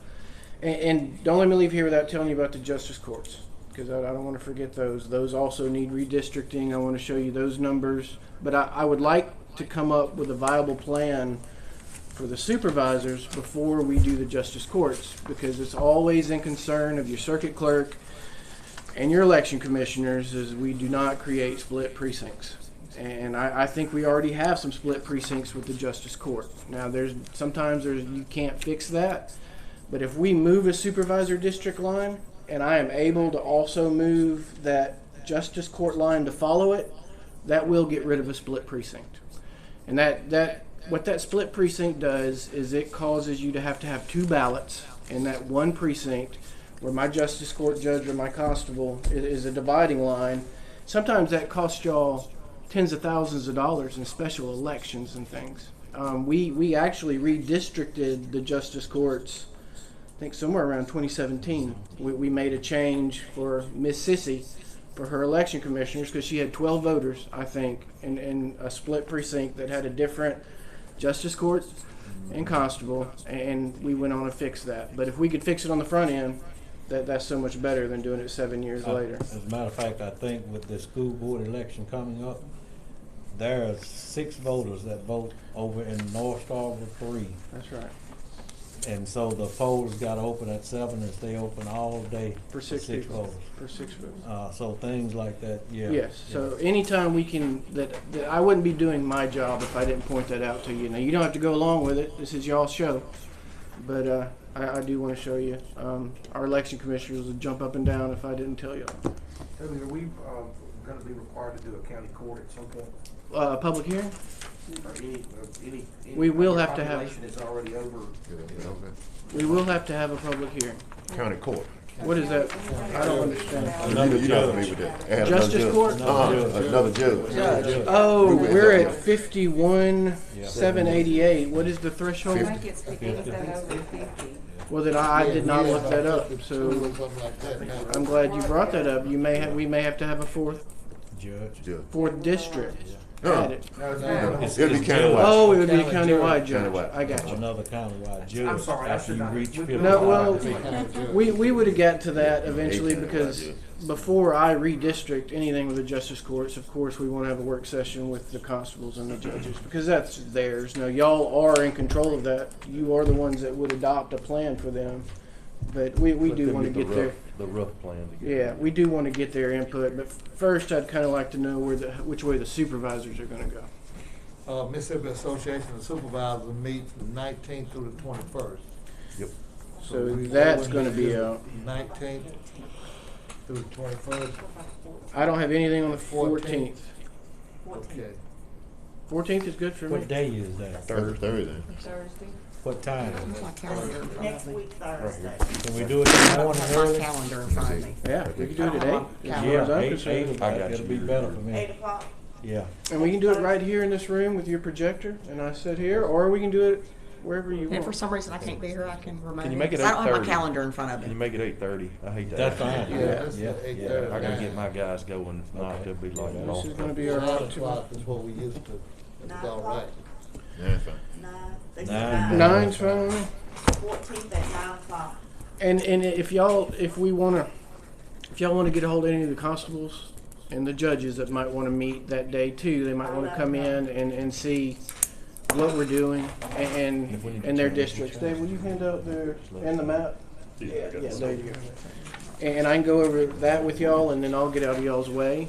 And I just wanted this to kind of be, to let y'all know you did have to redistrict. I think you already knew that, but explain the numbers to you, show you where we're at. This is justice courts, and I just wanted to show you the.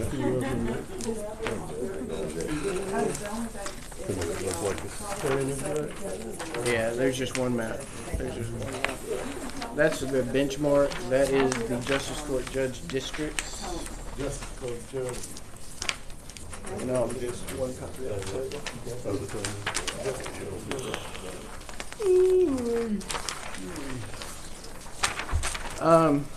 That's the one I saw that. I was like, oh. Yeah, no, the bottom on that one I didn't. That was Plan 1, and I hadn't done anything with Plan 1 the first time I sent it to y'all. But I did create a plan Friday afternoon after I talked to Mr. Williams, and that's what you see there. The Justice Courts, again, we're at 51,788. You get that ideal number by dividing by 3. And then you come up with that deviation in your percentage. The two districts that are pushing us over the 10% is District 2, which on this map is yellow. And it is 1,587 too many people. And 3 is 824 too few. So it would be between these two, honestly. Something would need to move. Usually redistricting happens in the city. I know that for a lot of things, because that's where your most population density is. You could probably get this under by moving 5 or 6 blocks and move it, but you never know what territory an elected official is going to want to give up or want to accept. So.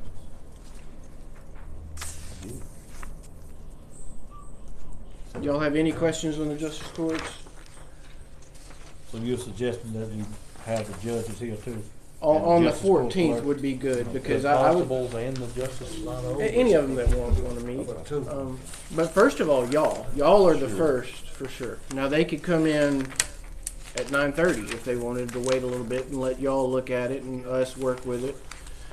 But theirs is going to need to change a little bit. Toby, if you're trying to figure out what population people are gonna give up, anybody that's not gonna vote for me, I want them in a different district. Move them up. That's exactly right.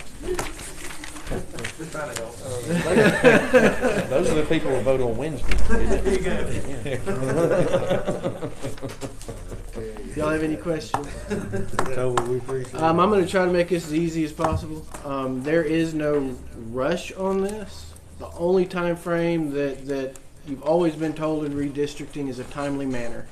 Now, there are some places, sometimes 10 years ago, we were under an election at the same time. So we kind of tried to do it fast. And what the Secretary of State and the state of Mississippi ended up letting y'all do is run on existing lines even before we had a plan in place. But y'all aren't under any gun right now. There is no election coming up immediately.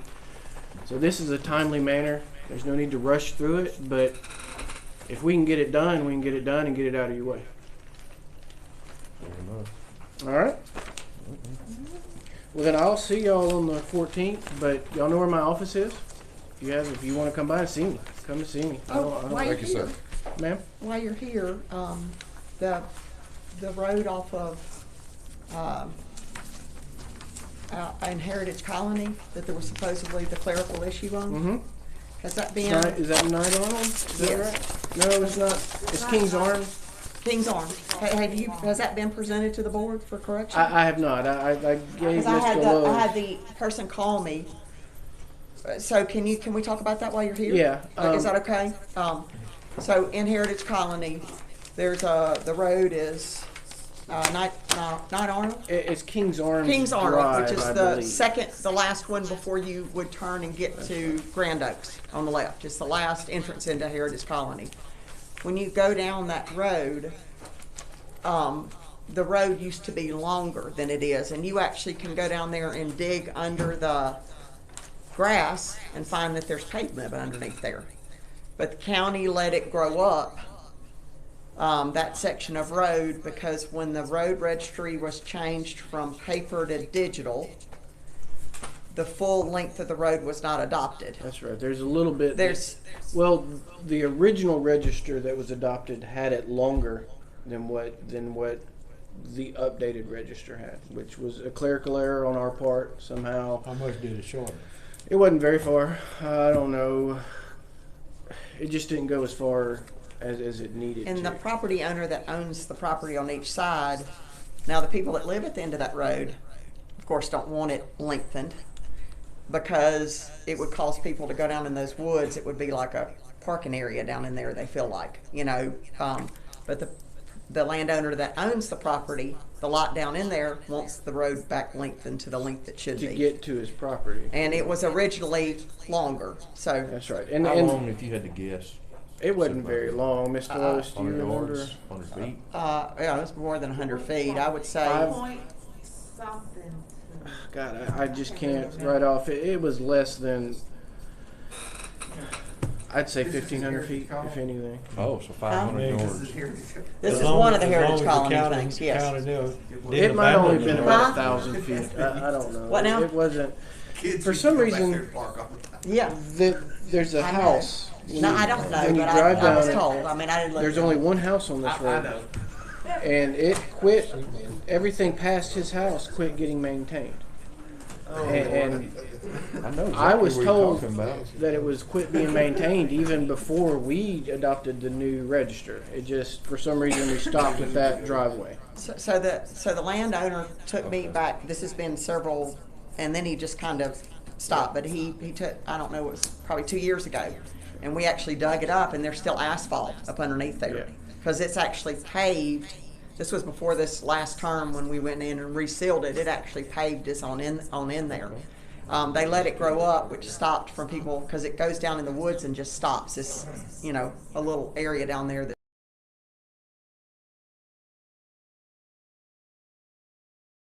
he didn't say anything about that. He said the county just come in and clean up. It's got trees growing in it. In Yeah. the middle of the road. Well, you know, I would support that because I got some in my area I want to do the same thing. So I'm in favor of it. I think And we they need to and do it literally should have gone that long. And let me because the county see growing, they here. don't have a problem with it. Well, I mean, I if think this it is- was an error on the clerical part of it, and it was originally adopted, Yeah. then I'm good with that. I just wanted to share with you where it is, because it might be another 0.1 area mile, that a tenth the of a sheriff's mile. department's gonna have to patrol too. What's That's the it, name? that's it right What's the there. name of The the red road? line. Not Kings Arm Drive. Kings Arnold. It's 1/10 of a Surrey mile. Well, no Lane. problem. Just pass a motion to extend it 1/10 of a mile. Yeah, and it should have been in the old original register that was Yeah. adopted in 2000. That's part of It the road. was that long. I don't think this is a case of accepting more road. This just No, saying this is that just an it's error. already a Well- county road and we just stopped maintaining right. it. Well, I needed to It bring it just- up because it hasn't come That's before right. the board, and it's been, you know, the citizen said that he's called Yeah. several offices, so I just wanted to make sure that's okay, that we go back in and, All of What this do we county need to road do? already, we just Attorney, need to anything? start maintaining This is it. that red line is what This is should be added. It's a 1/10 of a mile. I know exactly what you're talking about, but it is grown up, buddy. It is. But now you update They that gonna may have register every dumped year, some right? stuff back there in the day. If it Contacted- changes, Toby contacted me. If it changes, a couple of I months ago update about it. this. We just needed the supervisor to contact the road department to actually go and maintain the road. I mentioned it to Supervisor Miller at a board meeting, and I told her it was a clerical error. We fixed it on our end. We Okay. just need the supervisor to contact the road department to say, hey, go clean up this road. It's ours. We've been neglecting it.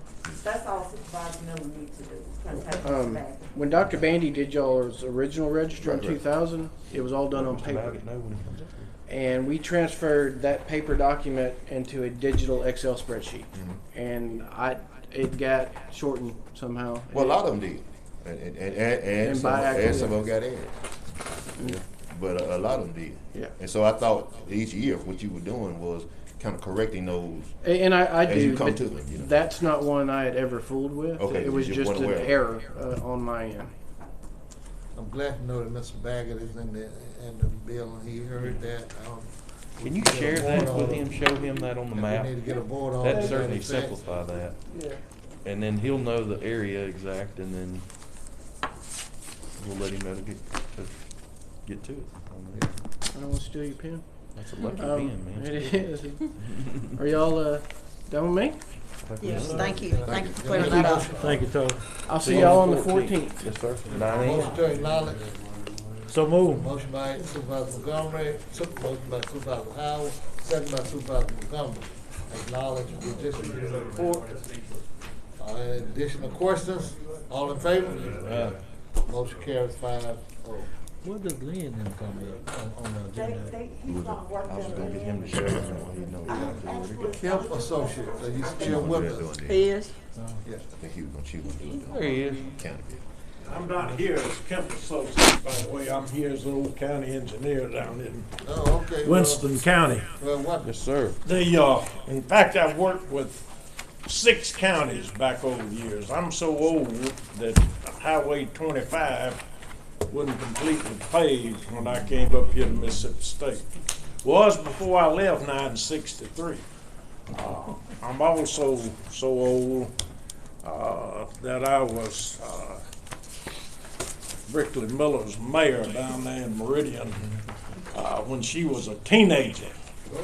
You know, and I hired Clyde Pritchard when he was still in high school. Man, the rainbow was still Yeah. in black and white then. Yeah, you know, Clyde looks awfully old, doesn't he? And I also found out that I'm a little older than Dolores's grandmother down there in Noxapater, and that's where I'm originally from, in Noxapater, and that bit. And that's what prompts this. If I've got about 6 copies here, let me hold one of them, maybe 6 or 7. We got them in our pack. Y'all, if you got them in your packet, Yeah, we okay, do. all right, good enough. The difference is this one has been signed by the clerk down in Winston County, and if we get this thing put together, we need to get it signed by the clerk here in y'all's county, and then we'll start seeing what we can get done. But I do think it probably would be good to look over this list if y'all don't mind. We point out that it's a federal aid route. We point out it's 13 miles. We point out that it runs from State Highway 25 to 12, and in reality it runs from Louisville to Sturgis. And the route is functionally classified as a major collector. It's got several different routes that intersect with it. It goes through the Tombigbee National Forest. It's also intersects with the Noxubee National or Noxubee Scenic Byways. It was constructed by Winston and Oktibbeha counties. Now this federally designated route was actually constructed by the standards that are promulgated by the Office of State Aid Road Construction. The 6 bridges located on it do not require load limits. The paved 4.2 miles, frankly, in your county is in a lot better shape than the mileage in Winston County. However, as you'll notice down there, they've got it set up to be rehabilitated under the state aid reseal project now, and we're waiting. And I might also tell y'all may have already heard this, but state aid engineer told me, I think Friday, that the state's going to be letting us know about the ERBRF projects. I don't know how many of y'all have designated, but they're going to be letting us know if everything goes well by the 26th. Of course, MDOT said that they'd let us know sometime in October when they carried it out about as far as they can go as far as that. But you should know at that time, and their priority is going to be on bridges, and I've got a feeling, just to be honest, based on my experience, that all of that first money is going to go for bridges, unless I miss my guess. Will you explain about the responsibilities of like MDOT and stuff if we go this route, and how, will Sure. you, to the board and to the public, I mean, what this is actually doing? Sure. One of the things, I point out first that 98 residents You know, Right. which surprised me when we went out there, and it may be more than that, but that's what we counted out there. We know that there's 98. Speed control is one of the big things. There's, as you know, as supervisors, you can't use radar, okay? So the position that you're in is a lot of times the speed's a lot higher out on the county road than it is on the state highway. Why? Because of the fact that they're not afraid of a highway patrolman sitting out there in that bit. So one of the things that this would do is put you in the position of having the highway patrol on it. But the big thing, Brickley, would be that it takes it off your maintenance list. Roads, and it puts it under the state's maintenance list. Now, and while it may be a fairly new thing now, and you may not stand much of a chance of getting it adopted, but the fact is, over the years, and you can see it in all of the counties, over the years, any number of these 3 numbered highways that you see out there started off as a state aid project, and then they converted over.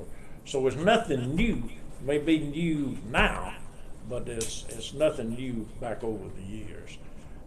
And that's where it is. So what we would like to do, if it's okay, and they were still in the meeting down there when I left in Winston County, and Bird Warner, as you know, is the supervisor there in District 1 that comes up and connects it.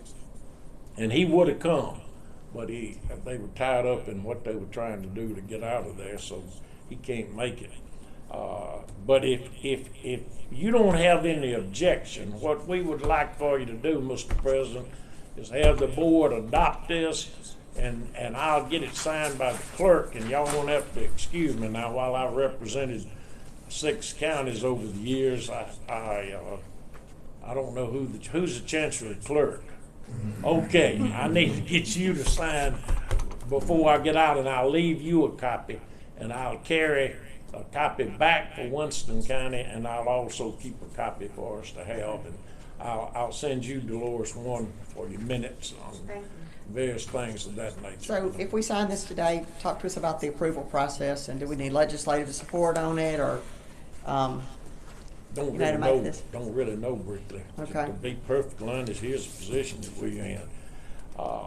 Our legislative delegation can push it, okay? They can force it, without a doubt. Now, they're not likely going to do that unless your highway commissioners are part in this bit, which, to be honest, it's going to come down to a large extent to being political. You're going to have to push them to a degree. But now, while neither county is in the central district, we are in pretty good shape as far as the commissioner in the central district, as you know, was headed up the highways commission for a long time. I mean, not commission, headed up the highways committee for a long time. Well, now the position that we're in is Jennifer Branning down there out of Philadelphia, and covers a big part of Winston County. She's heading up the highways committee, which makes us in a little bit stronger position too. So I would say what's going to happen is probably a bill in the legislature, and then get the folks with the highway commission to condone it. And but Willie Simmons in the central district, Winston County has switched and swapped over the years. It's been in the central district, and I noticed y'all got into the realignment and that sort of thing. Well, as they align the highway commissioner districts over the years, some of them, sometimes it was in the central district, and sometimes it's in the northern district. Right now it's in the northern district with you, and probably going to stay that way, to be honest. But that's what it's going to take, is whatever y'all can do to push it. But now we've got some other roads around that need to be looked at too. The fact that no highway patrol is a bad thing. did help a little bit when Winston County legalized booze down there. Up until that time, the folks down there in Winston County called that the liquor road because they had to go up to CB's there in Sturgis to get the liquor in that bit. And it was terrible at that time, but traffic-wise, but it's not as bad now.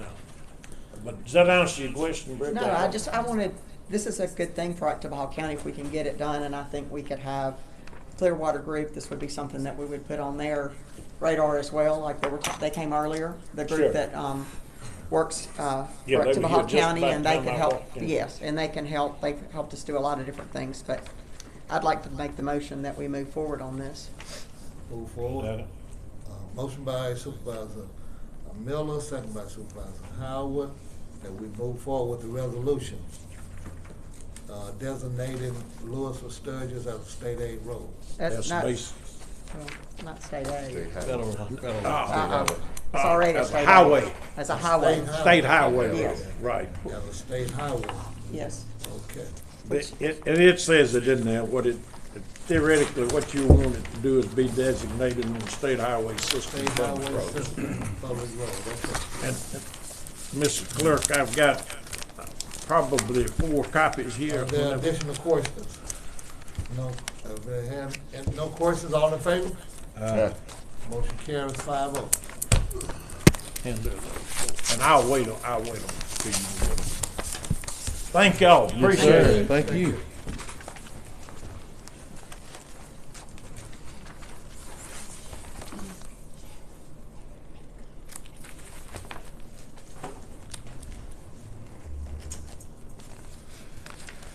You gonna go ahead, Mr. Clerk, if you are, I'll just take them now. Keep you 1 copy of it. Let me have 3 of them.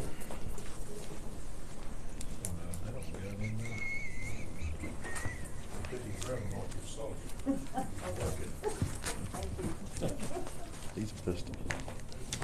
He's a pistol. Probably knew my stepdad, David Chamney, Mr. from Sam Keys. Nanawaya. Oh, yeah, yeah. With Butler and Snow, welcome. Glad to Oh, have you. here he comes, there he comes. See you all. Good morning. Good morning. I got to hear the full discussion of what all is going on up here. So I'm up You're to almost date. a part, you know? That's right. I have. I've seen Mr. Jimmy out and about over the years myself. So.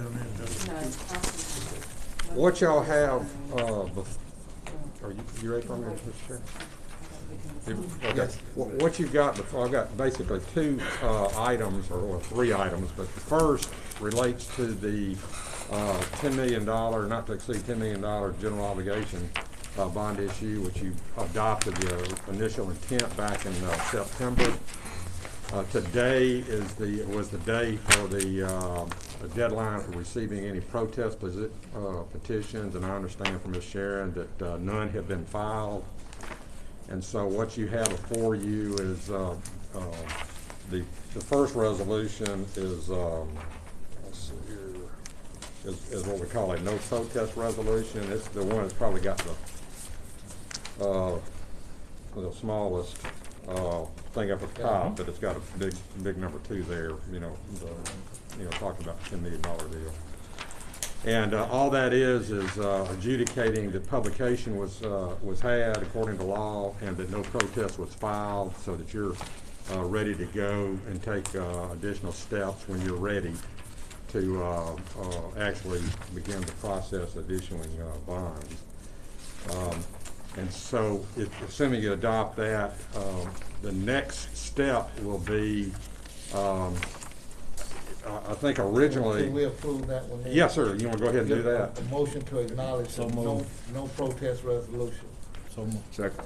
Motion by Supervisor Howard, second by Supervisor Trainer. Any additional questions? If no questions, all in favor? Motion carries 5-0.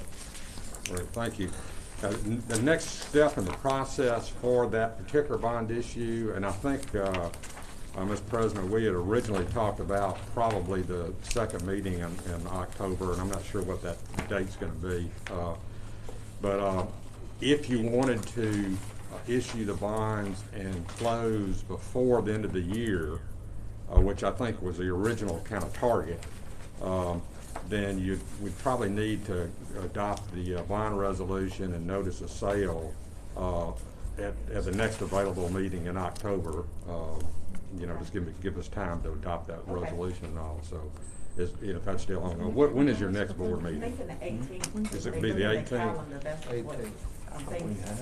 It is October 18th. Okay, and is that what time is that? Is that a 9 o'clock meeting? 9 o'clock, board, 9 Okay. o'clock, Right.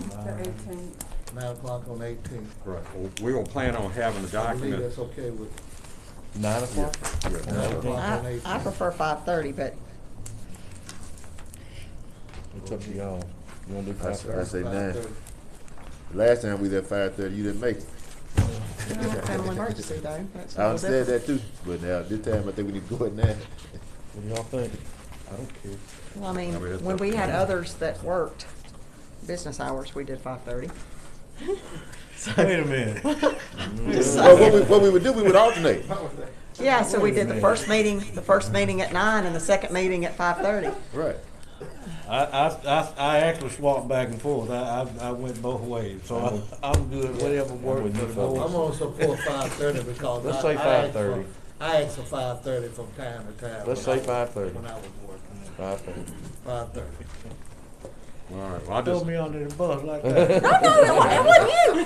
Why would I say Put my something? deer Does hunt down. everybody think it's that person? That sounds like a guilty conscience. Well, I didn't mean to be the source of controversy. Like I said, now you're a part. You know? Yeah, there you go. There you go. All right. Well, well, unless I hear otherwise from Mr. Lois, I will be here at 5:30, and we'll have the necessary documents to get that process going to the next step. Now, the second thing that I have is I think Lynn Norris has been talking to you about refunding its considerable savings, 2017 road and bridge bond issue. And Lynn, you want to give them a quick update on that, and then I'll have a couple of resolutions related to that. Oh, you keep the seat, I was. Okay, all right. I don't wanna get ahead of these attorneys, but if you'll, I know better than to do that, guys. But if you'll sign these others, I'll get out of here. She's got them up there. Thank you. Thank you. Thank you so much.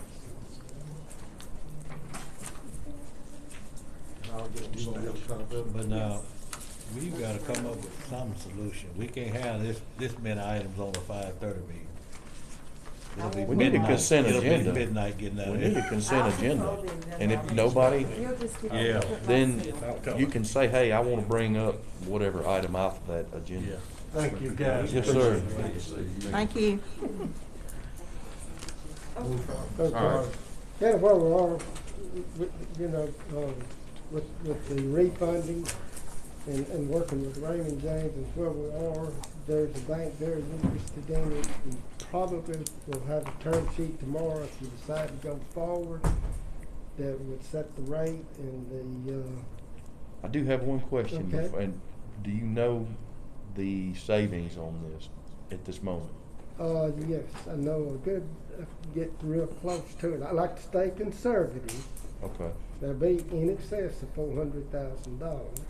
that's what I'm talking about. Probably gonna be, not, you know, a good bit above that, but until the interest rate is gonna be about a little over 1%.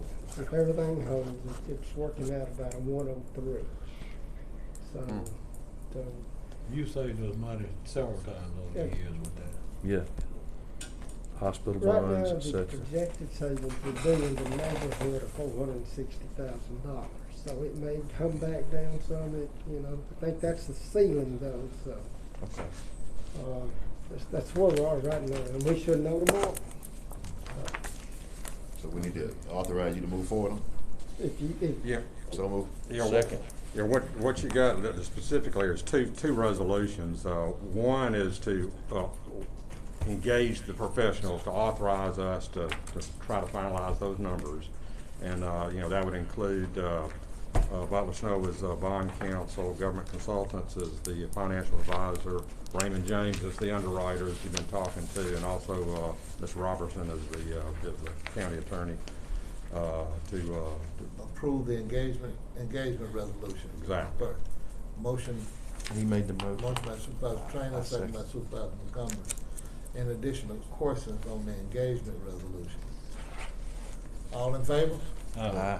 Motion carries 5-0. And the last resolution is the actual bond resolution for the issuance of those refunding bonds. And the nice thing about this is that, based on the parameters that Lynn just described, that resolution would authorize you as early as tomorrow to lock that interest rate savings in place. And in that case, we wouldn't have to come back before the board again, so it won't have to be on that 18th agenda. Okay, good you know, deal. So that would take some of the stuff off, because we've done all our homework. Lynn and Lindsay have done their homework, and so it looks like the deal is there. It's just a matter of us getting it formalized.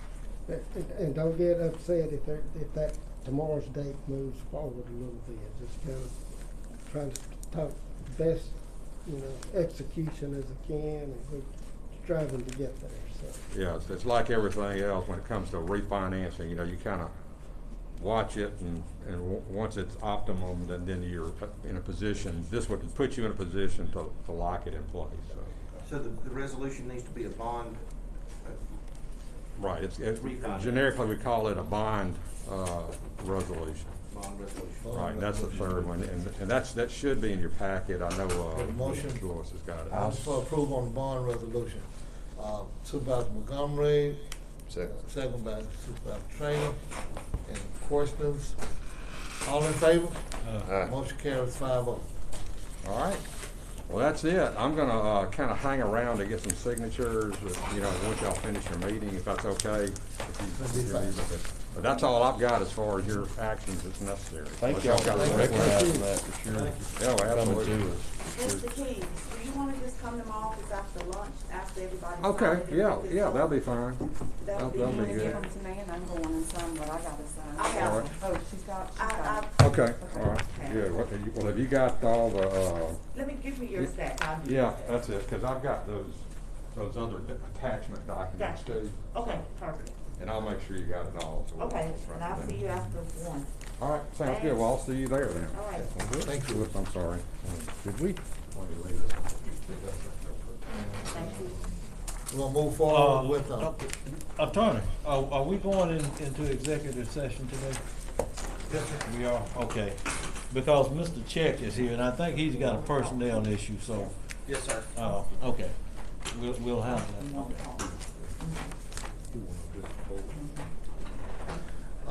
moving forward with, let's move forward with the road manager report then.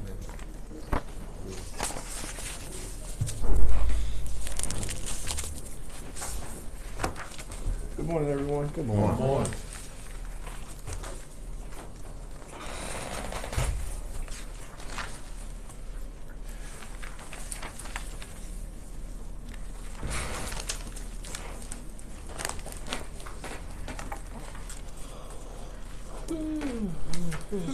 Everyone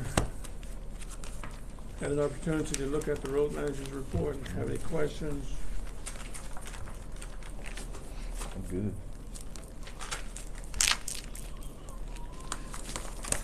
I do have a couple of cover requests I can slip in right now since we got a break. Got about 3 here. One for Mr. Corey Callias, Callais, on Sunset Drive. Needs a culvert installed.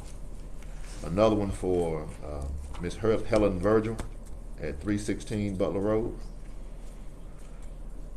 Helen Virgil, 316 Butler Road, and another one for Marsha Belton at 655 Butler Road. And if we didn't get a board order last time, Brittany and Blake Wilson at 1401 Pleasant Ridge Road were contacted about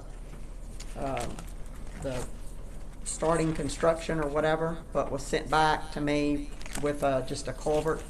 So they need a culvert as well. Did you talk to them? I did. I spoke with Ms. Wilson.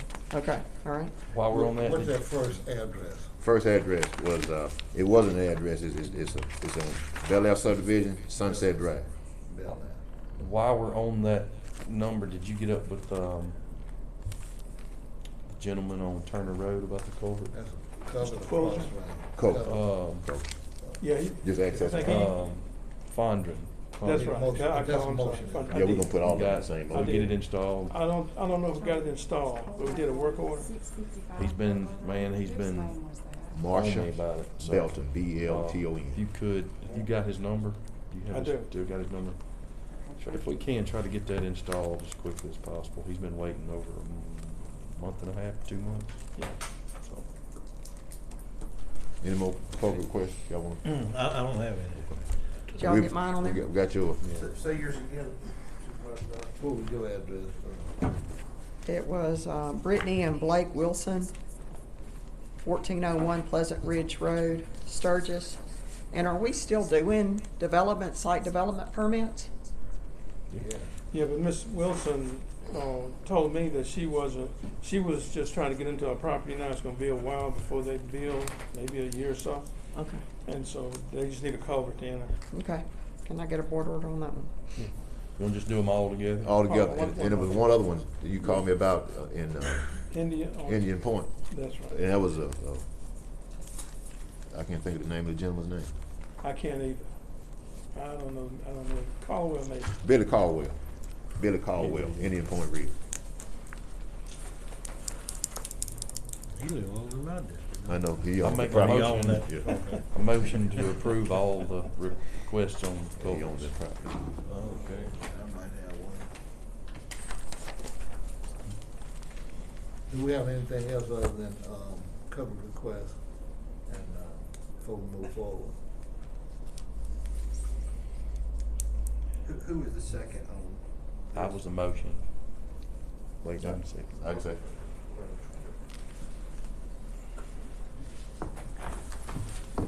Motion on all 4 or 5 coverage requests. Motion by Supervisor Trainer, second by Supervisor Montgomery. Any questions? No question, all in favor? Motion carries. 5-0. I do have one question, and I see a lot of progress on our bush hogging. Of course, I know we've been dealing with some weather, but are y'all on? I know in my district, a lot of it's been done. Thank you for that. But I'm saying as far as the rest of the county and even the rest of my district, are we on pace to get it done? I mean, I think we're ahead of pace. Yeah, we're doing fine on it. If we can get long enough for the ditches to dry, we can't get any weather. I won't start harping on that, but anyway, we stand on top of it. Yeah. Well, we don't need to do it when it's muddy though, because we're creating more of an issue in a lot of places. I mean, when the tractor's sunk down 4 tires like that, and they're making ruts that deep, Yeah. you know, Yeah. I mean, Yeah, be careful of that. I was gonna say, when we get the sidearms in, even rainy days, that's a good thing for them to be doing, is cleaning up ditches, trees, limbs, etc. when we get the side booms. I mean, even in January with it raining, you can do it, you know. So, get as much as we can get now safely without getting stuck. And if we do, I know I've called you on some mailboxes and things like that. They've gotten that fixed. But as soon as we can get those sidearms in, you know, start making laps with all of them. Oh, yeah. Okay, I'll let the culvert deal get by. Mr. Rose, Don? Fondren.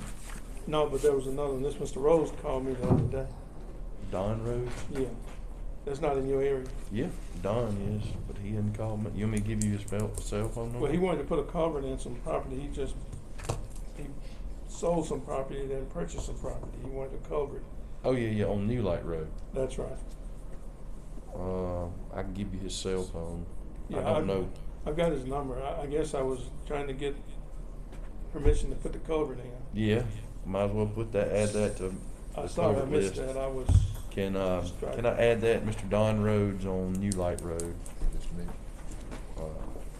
Needs a culvert installed. He's gonna let you know. You gonna amend it or what? Just amend, I'll say Motion to amend it. Motion to Or amend it? second. Yes, sir. Second.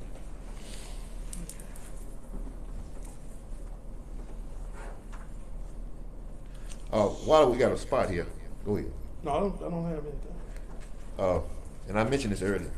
I'd like for the board to consider, I've got several requests, and I know we talked about it before, about extending some of our gravel roads. You know, of course, y'all see my district has grown, but I got several places of roads, of gravel roads, that I'd like to see us consider extending. And not only in my area, but I know that probably all across the county, where the grader could go down maybe a few hundred more feet and take in a few more residents and just extend that road that's on a gravel road route. And I know at least about 5 or 6 places where people have asked me about that, and I wanted to bring that to the board for the board consideration. And then I also think that we ought to consider accepting some roads under some different standards due to the growth that's going on in our county. And I know that's always been somewhat of a touchy subject, but I just think with the growth that's going on in my area, I think it would really pay for itself, even if I had to expend some of the funds that's allocated for District 2 to improve those roads and bring them up to standard. I still think it'd be a good long-term investment, you know, for that. And that's something I'd like for the board to think about and consider, you know, as we move forward. So. Did you hear the conversation about the road in Heritage Colony? I did. Okay. Yeah, he came over there, showed me. I did. Another project. The trees to be taken It's out. gonna be an expensive maintenance thing. Yeah, it's just maintenance. I mean, we want to put some gravel. I know, but there is asphalt up underneath it. Yeah, do some grading Okay. and, a little gravel. To adopt some roads, will each supervisor come forward with to the board with some roads that they would like to have adopted, or Well, we establish some relaxed guidelines? I tell you what we did How do we go about when I first doing got on that? board, and Toby did it with the map. We just went out, when I first got here, they had that order about trying to clean up the county road map. If there's some places out there that we want to accept and start maintaining, just put them on the map, pass an order, and put them on the road register.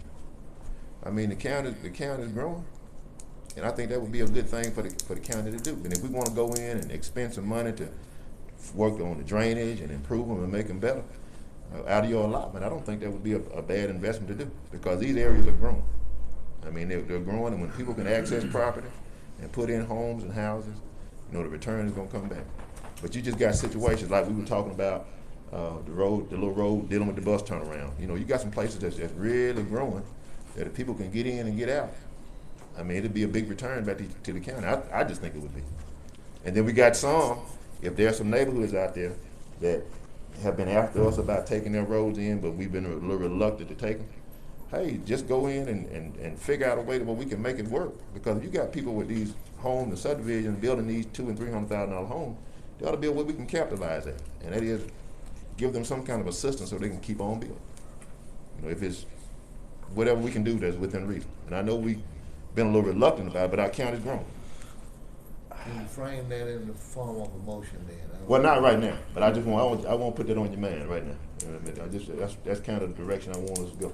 And we can just do an assessment in your area, and you can just find ways where we can do it that's not going to take away from other things we do. I have something that I need to have adopted. I would urge caution on that, and the reason I say that is because, you know, right now I can't get Maven Sturgis Road paved. There's several other roads that I can't get redone under the, you know, what we're dealing, you know, what we've got millage-wise now, okay? And in my opinion, tax increase is out of the, you know, is out of the subject of discussion. But now growing the tax base. Well, growing the tax base It's is. different. But I see what you're saying. I don't see a direct shot in the arm for the tax base to do that. And I mean, I'll be willing to listen to what you've got to say about it. Certainly I will. But if I took in certain roads and not naming roads, I just see more expense on the boat, you know, and at a certain point that boat's gonna tip. I mean, again, not naming road names, but if I took them in, I could see easily $1 million worth of work that could be done on, and I'm just throwing a rope around a little small area in my district. I just don't see how. I'd love to be able to do that. I just don't see how it's affordable, feasible. Well, I don't disagree with that. But the only feedback I get from the public is they're wondering how they're building $200,000 and $300,000 homes, and the county doesn't seem as if they're giving them any assistance. But when they drive other places, they see us Well- doing other stuff in other places that doesn't have the growth that they're having. And I get what you're saying, but the And that's, that can become Well, an issue with. I get that, but to, full respect here, to rebut that, I would say you've got contractors coming in and they'll push 2, 3, 4 lanes as long as they can stretch it. And they'll just put some slag from the steel mill out, and then they start telling the residents, you need to talk to your supervisor to pave your road. Right, and so it becomes a political thing. That's unfair. You're right. And I have met with groups, to explain that in depth. That's unfair for me. I mean, I could go right now at some property that my dad owns and I could start pushing roads all through it. I can't expect the county to come in here, once I start building houses and profiting all that money, to come in and build me a paved road, with a stoplight and a stop sign and turn signals. And I mean, I can't expect that. I don't see how. And I've talked with some people who build houses, they don't agree with me, had some pointed conversations with some gentlemen and explained just that you can't expect to take a bulldozer and push a half-mile road and then expect the county to come in and pave your road for you. You've built 100 houses out here. You're putting $50,000 per house in your pocket, and then you want to paint the county as the bad guy, not coming in and paving the road. Well, our county engineer has said, under these guidelines, and I like to keep guidelines that 100% of the population, everybody follows this, is that you've got to take that road, and that builder, and I put it on them, is the contractor, if you want to come in there and sell lots at paved road prices, you need to pave the road. Well, they see the cost and they never go for it because they can't afford it. And somehow they can't understand why we can't afford it, and doing it multiply hundreds of times through the county. That's Pandora's box. If we open it, then we'll deal with it. But with all due respect, I don't see it that way. Sorry. But again, I'm property, not the contractor, but the constituent. I get it. They're being misled. Of course, we don't have anything in place to prevent that. But that's the one I'm concerned about. And I'm just, when you see areas out there where people can't get to their homes, and only thing they may need is just a grader and a little gravel to come down through there, I don't think that's would be enough to bankrupt the county. Considering if they go in there and you look at, the amount of taxes that, come off the houses. Of course, we know the bulk of it goes to school. Correct. The bulk of it goes to school. Yeah. But I just think if people had more access, we'd continue to see growth. And whatever we can do from the county standpoint to assist it, I think it would be good. But I get a lot of requests about extensions of roads and just taking the grader going down another 300 or 400 feet and putting a little rock on it. And then, of course, with the way the school bus runs, over in my territory, and I know it's in a lot of territories where you have a lot of children that ride school bus, Oh, yeah. we're gonna have to do something anyway if the bus goes down and turn around with it. Yeah, I've got roads just like that. They're 911 roads, but a kid lives here, then we can grade and even gravel, some different places. So I've got no problem with that, but to adopt them, I'd need a little further discussion. Yeah, let's talk about some. Right, so I think we're talking about two different examples now, maybe. I just want to bring it up. Yeah. Turn it off. I had one thing, I had a phone call from, We gotta approve the road manager's report. So moved. Oh, maybe is it something in relation to the we road can manager? keep going, I'll just real quickly do mine, and then we do that. Okay, well, we'll keep going with the road manager report then. I thought it was something that you wanted to It's tied to, well, it has tied tied to the to road the manager.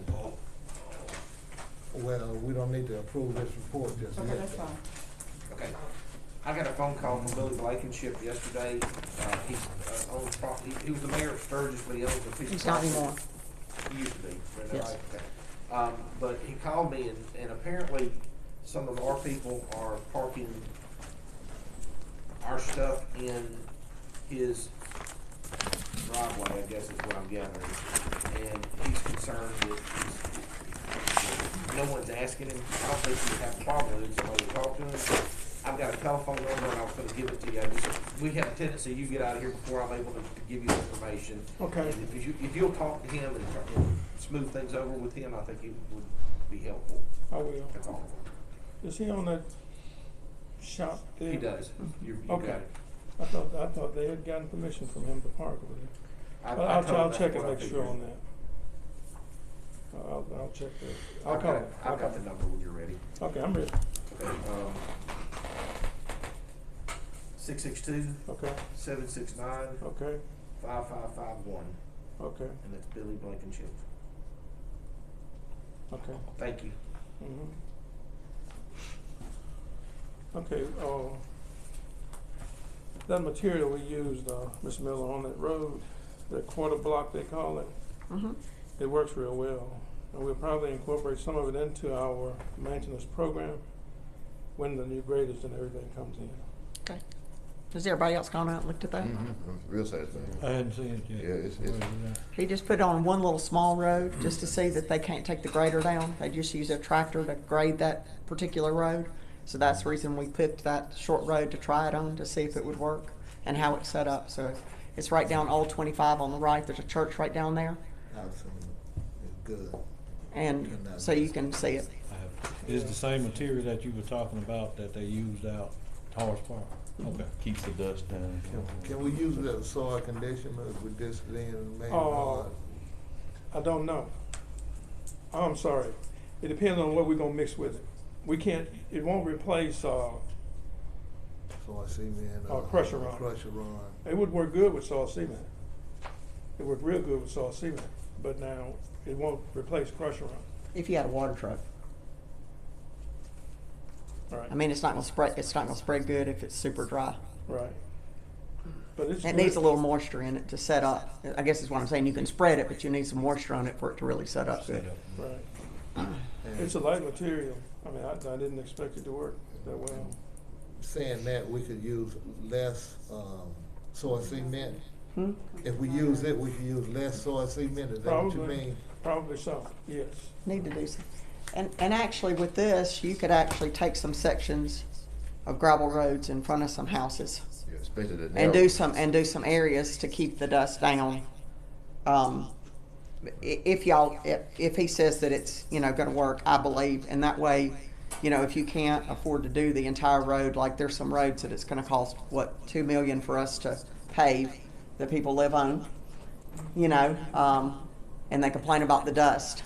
Well, we don't have $2 million to pave that one road because it's a super long road to grub it and pave it. So you could actually take this material and put it in front of homes to keep the dust down in front of their houses. Really, I would Because the like- grader can go, over it the same way. So But I definitely would recommend that any short road that the grader is really too wide to get on, we need to put it on there. I got a road in my area we're gonna do like that. It's got a lot of people on it. Put the road is not much wide. It's not even wide as this room. well, that's like this one road. It just they'd have to take the tractor and the box Right. blade down there to do it. But it is and how it got to be an adopted road, I don't know. How it's not a 911 road, but it is. So So what about the material, storage and availability and stuff like that? According to the supplier, it's plentiful. Plentiful, good, okay. That's all we need to know. What is, as far as your calculation on the measurements, like that road that we did down 25, how much material went on that road? Do you remember? I think we put 80 tons on that. 80 tons on that road, we did. 4 trucks, 3, 4 trucks. It was 4 trucks. And it's running about how much a ton? It's running $34 a ton, but they hauled it in. They hauled it in. Oh, shoot. good. That's pretty awesome. Oh, you got to be there and spread it in. Yeah. It'll make sense. But it looked good the last time I was down there. It looked real good. $400 and fixed it, huh? Okay. Okay. I think it was a motion and a second made. Yeah, I've motioned that we approve it. Motion to approve the road. Motion by Supervisor Montgomery, second by Supervisor Trainer, that we accept the road manager's report. Do we have any additional questions for the road manager? If not, all in favor? Yeah. I'm a no, I didn't have the time to look over the whole thing. It wasn't in my. Motion carries 4-1. All right, Miss Sherry, what you got?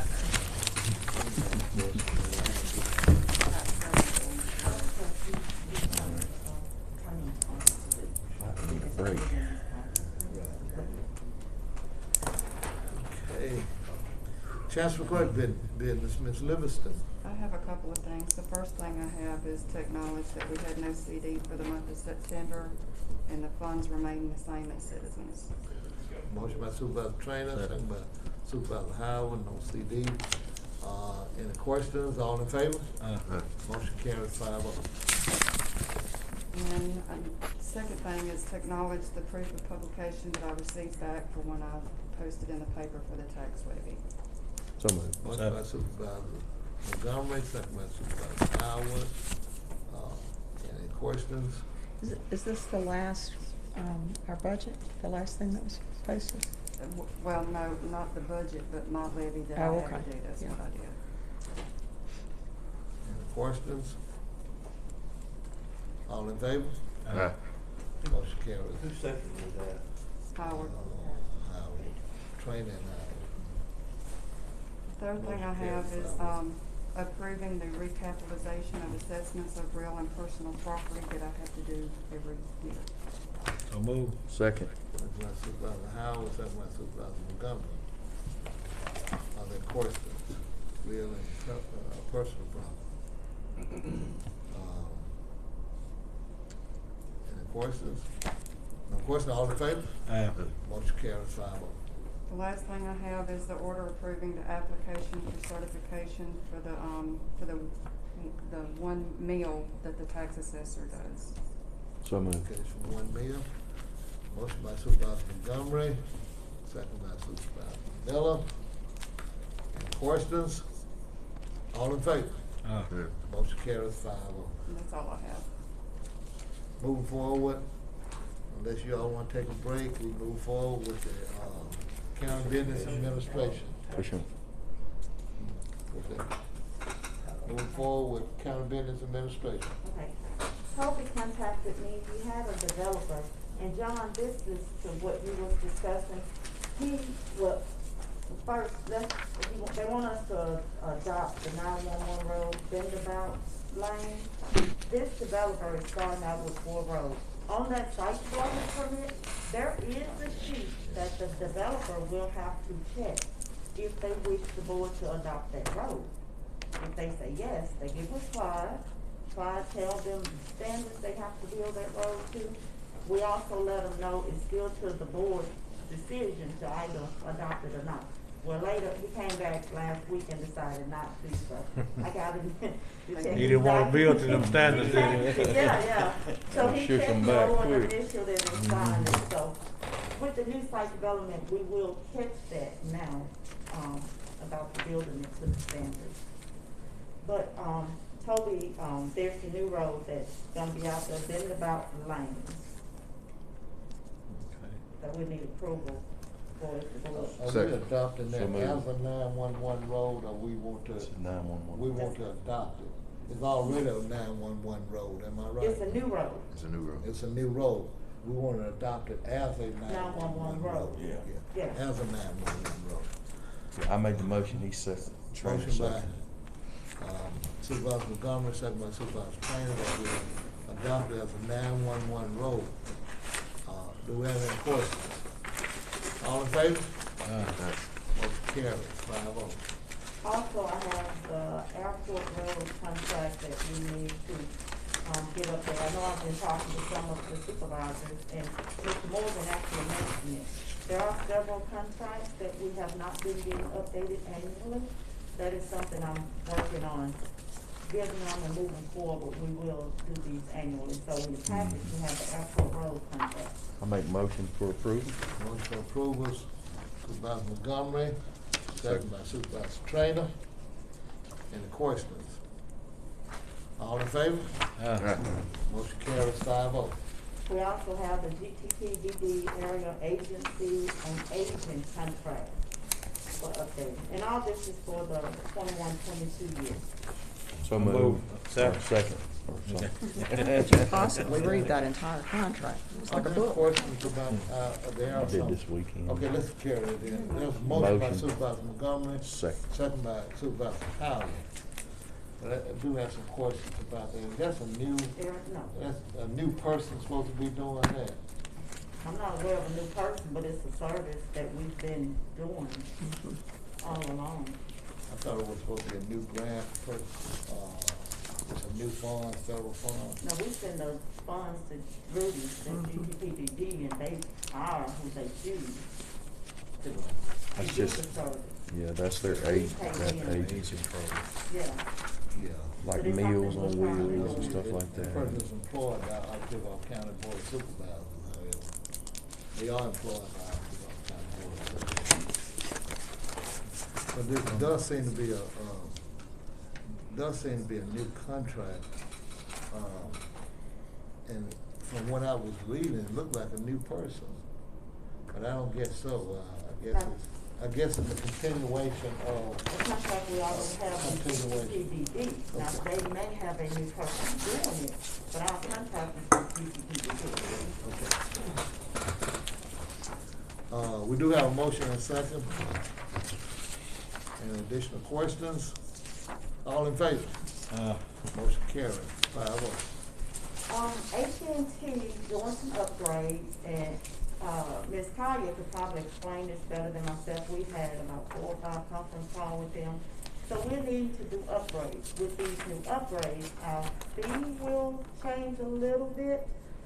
That $6,000 you're looking at is if we do not make these changes, we'll start getting the tariff charges. Oh, okay. And all this gonna go on effect, did you say February or March? February, well, it'll be on January's bill. So- So It'll we'll be pay it in effective of February. Yeah. But isn't that for the cell phones? So the proposed is the new fee, so it is a little, couple of dollars increase. However, This we'll is get our- upgrades. And they're saying the quality of Phone the line, calls will be hardline. better and everything. So we've been, Dee and I have been going through this for weeks with them, and, it's something we're gonna have to do anyway. So you're saying it was $14.64.66 to $15.99. If we don't do it, then we look to have to pay a tariff of $6,700. So I Yes, mean, if we don't. the cheapest route is the upgrade. That's correct. Because it really shocked me. I said, oh, man, that's what I'm gonna bring up. They initially called us just to tell us about the changes that are gonna happen. They're gonna affect us one way or the other.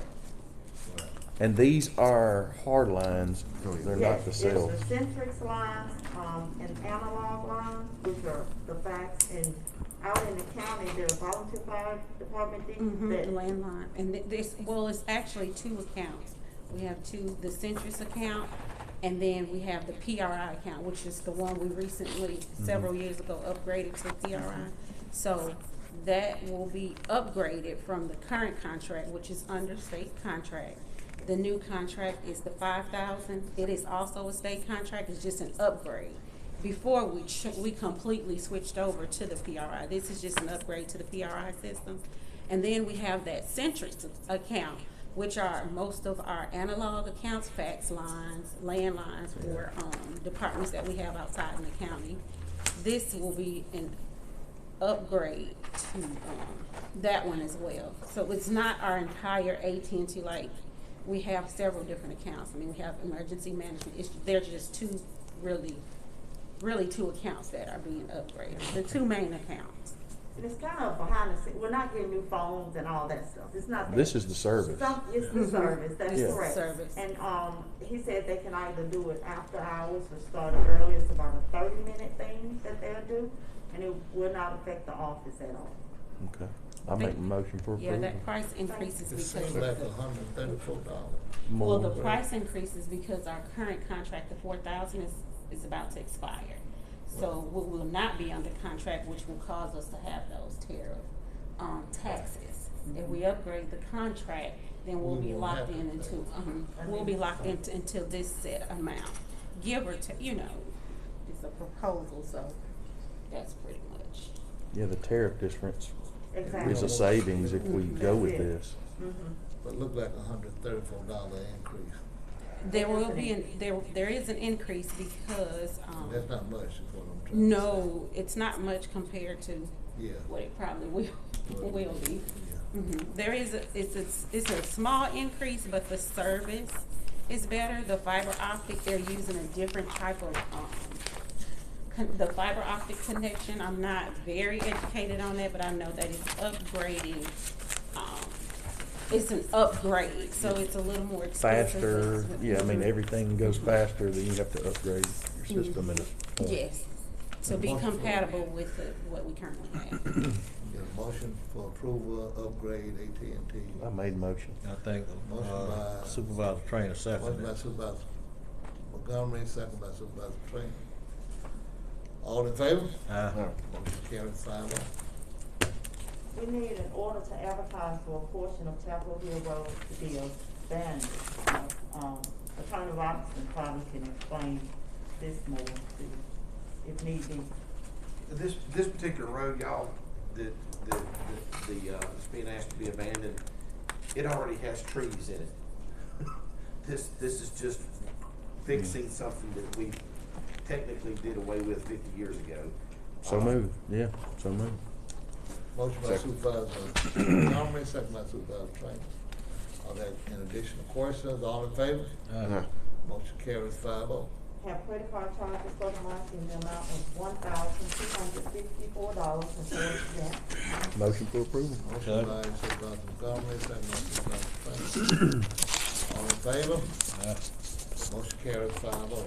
We have payment for claim dockets, claim number 4181 through 4317, and from claim number 1 through 213. The reason there's two sets of numbers is there are manual checks included in this for September, and there's the claims for October payments because we're now in our new budget year. The total amount with all the claims is $2,504,443.06. Motion for approval. Claims, motion by Supervisor Montgomery, second by Supervisor Trainer. Any questions? All in favor? Motion carries 5-0. Oh, I'm sorry. Motion carries 4-1. That's a no. That's a no. We also I have one more thing from, Walking Wards and Stafford. They've opened it so that the auditors can put bids in to go to counties for the 21-22 audit. And so I was contacted by Mr. Flake to see if the board, they've been doing it for us for a couple of years, and to see if he needs to put in for that professional service. So if the board would like for Watkins, Ward, and Stafford to continue to do our audit, we need a board order for that. Question, Yes. and I do have one is, looking through it, they went up on how many hours they would need to expend on us, about Yes. 50 hours. Because he's taking into account that ARPA money that we're gonna have, and that's gonna Okay. be a lot of work. We talked about that. Fair deal, okay. Do you need a board order for that? Yes. Motion for approval. Motion by Supervisor Montgomery, second by Supervisor Howard. Any additional questions?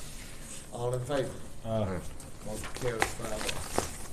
I spoke with Mr. Christian, Supervisor Howard, you asked me to get with him to work out a state aid project workshop. And we talked, and, he also informed me that we're expecting an update on the, Mississippi Bridge funds in October. So that being said, when would you all know the 19th through the 21st will be gone? What date is the good date in October or the beginning of November? We need to set a date for the workshop. He wanted to have the most updated amount when he comes to do the workshop, and, we're expecting that in, What about the 14th? I know we're doing the redistricting. well, we won't. Well, will he have Not that? until after. We can't really set a meeting until we find out when he's gonna have Well, we that, can right? just go ahead and set a date if we don't 25th have through one. 29th. Okay, Yeah, okay. 25th through 29th. either day will work for me, whatever day y'all say. As long as it's not a Thursday, it'll be fine with me. Bill for the 29th, Thursday. Unless it's in the morning. 28th. Okay. Thursday, Fridays are 28th. hard for me. I can't do Friday, not that day. Can't do Friday, 29th. 28th No, and 29th we is both out. just said Fridays, yeah.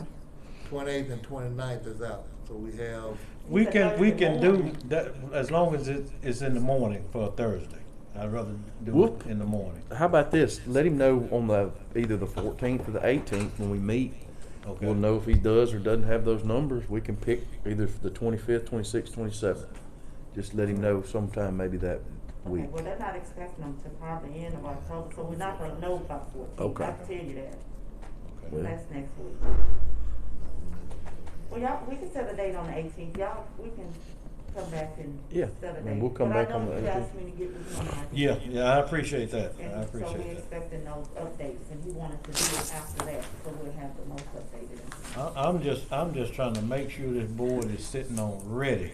Yeah. When, with the money coming in and the new equipment coming in, I'm just trying to make sure we ready to go. When it's time to go, we need to be ready. We don't need to start trying to figure out what we wanna do then. That's all. One more thing, Ms. Deanna in purchasing got confirmation, we have 2 of the supervisor vehicles we should receive this month.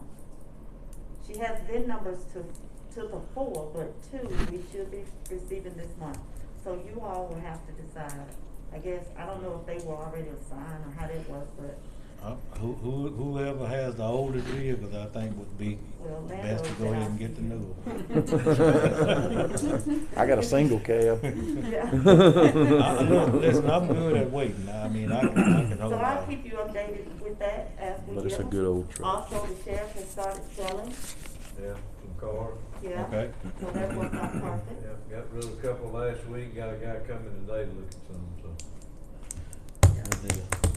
So, that's it, that's all I have. don't need a motion on that, so we move forward. We will have to go into executive session. We will, but not for the first 3 things on here. Work on the first 3. Board attorney, what you got? All right. Supervisor Miller. The city's You all right asked over us to do a resolution supporting them on the extension of the You got 2%. look like you wasn't feeling well. Resolution on supporting I'm the good. 2% sales tax, that's the continuation. Yeah. Continuation of it. Second. Motion by Supervisor Montgomery, second by Supervisor Trainer. All in favor? Aye. Motion carries 5-0. I want to know, how do we get on that? You know, it goes into the 2% money goes into the baseball fields, our children. I know, but things like benefiting the county courthouse that we got to pay for, what we had to pay for. what we did Landscaping there, and stuff like that. Landscaping, It that's, seems like 2% ought to do that too. The people that don't pay for, I don't know. we pay for it too. that 2% cannot be used for anything other than the bond projects that it was set aside. You're specifically Right, it's set specific. aside for that, Okay. and quite honestly, that's a tall hill for them to climb. Right. You So, know. and I do understand money's money, but that it is earmarked for a specific project. Right. And they, It's more economic development. Maybe Supervisor Williams, in the future, Move forward. maybe we can add some of these things in there when we do one of these. Give us a 1/4% or something. Yeah. all right, the Lynn Lane project, just an update on that, we've got the appraisal order, it hasn't come through yet. I'm hoping to have it by October 20th, and if I do, I'll make certain that everybody gets a report on that. And then we've already dealt with the city tax collection contract update, that was the, AG's opinion that y'all had in there, we can move past that. We don't need a board order. I don't need anything, I just wanted y'all to have that information so that you We can will make a accept decision on how you want to move forward.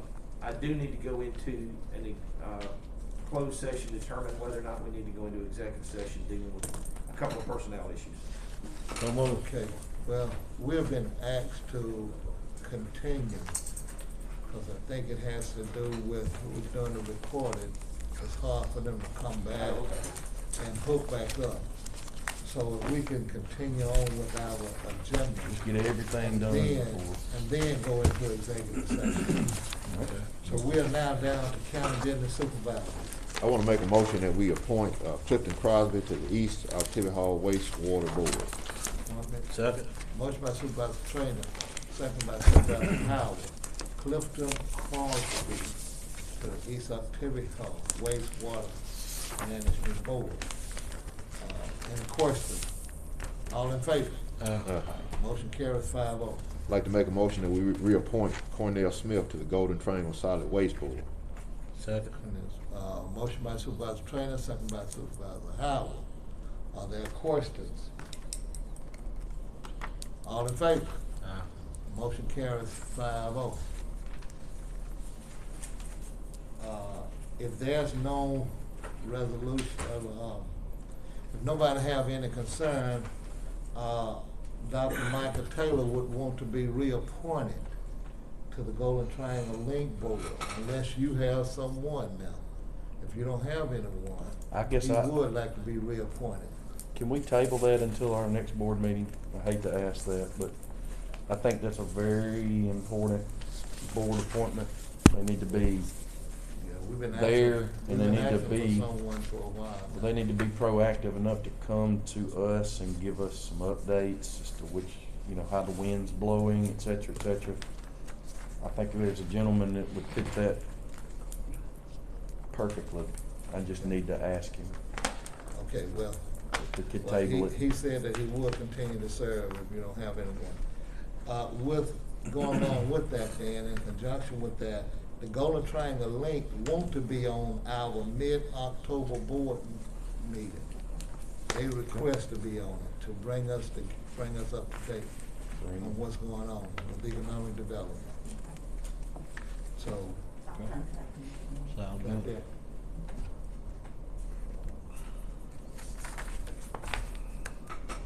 I don't have anything else, board members. We need to approve the report from Pickering and to allow them to move forward with that. But we haven't seen it. Well, I mean. Neither one of us have, so can we wait on that? I mean, I wanna read the report. There's nothing really on it, but, basically what been said about it in the past. And it's in your email. No, it's not. It's still not in My there. email doesn't work. It's still not in my email. I do not have it in my email. Well, he needs approval so he can move forward with part B. What, He has I mean, completed we, part A. I'm fine with it, but we've I haven't seen approved to that. pay him for the first analysis anyway. Yeah, this was back, when was that? July? Yeah, that's the same exact report. We just need to. He has completed part A. I mean, this is the group. And he cannot move forward with part B. Don't we wanna read the report? Cannot move forward with part B until, we approve part A. And basically, part A talked about the condition of the levy. Yeah, the current condition. And it talks about, basically, there are some holes in it, and there are some needs. There's some need for additional study. Attorney Robertson, have you seen it? I've seen part of it, I don't think I've studied it apparently like everybody else did, but I've studied it. It didn't have much more than. Honestly, it's almost identical to what Clyde Pritchard has already told. Well, I mean, it's would like to see it almost for a vote verbatim. on it. That would be my thing, is I like to read it before I vote on it.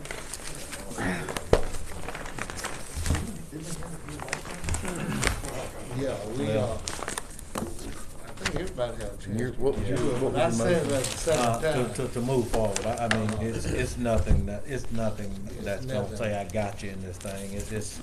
It's pretty much the same thing Clyde is telling. We just need to keep them, they ready to keep moving. and- It's just a yeah. matter of the process, really. Yeah. Keep moving with the process, that's all they want to do. Yeah, it's, So you got a motion?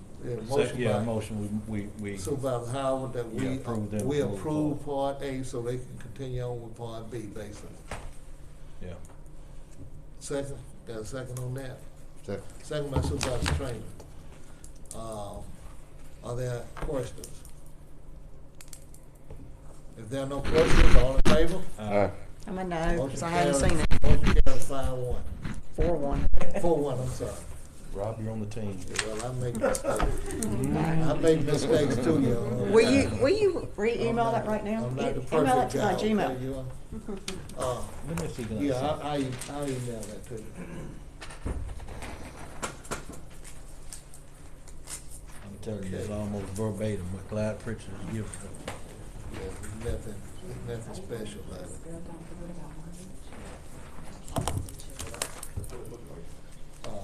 We do have, Austin Chet in the audience today, volunteer fireman. He had a personnel matter, so we needed to go into, Oh, that's personnel matter. yeah, Okay. executive session. Well, we got 2 executive sessions to go into. Can I get a 2-minute break? Well, I think both of them, we were already going in for I don't personnel. mean to be breaking, but Okay. Yeah, Give I'm me good. 2 seconds. I'm good.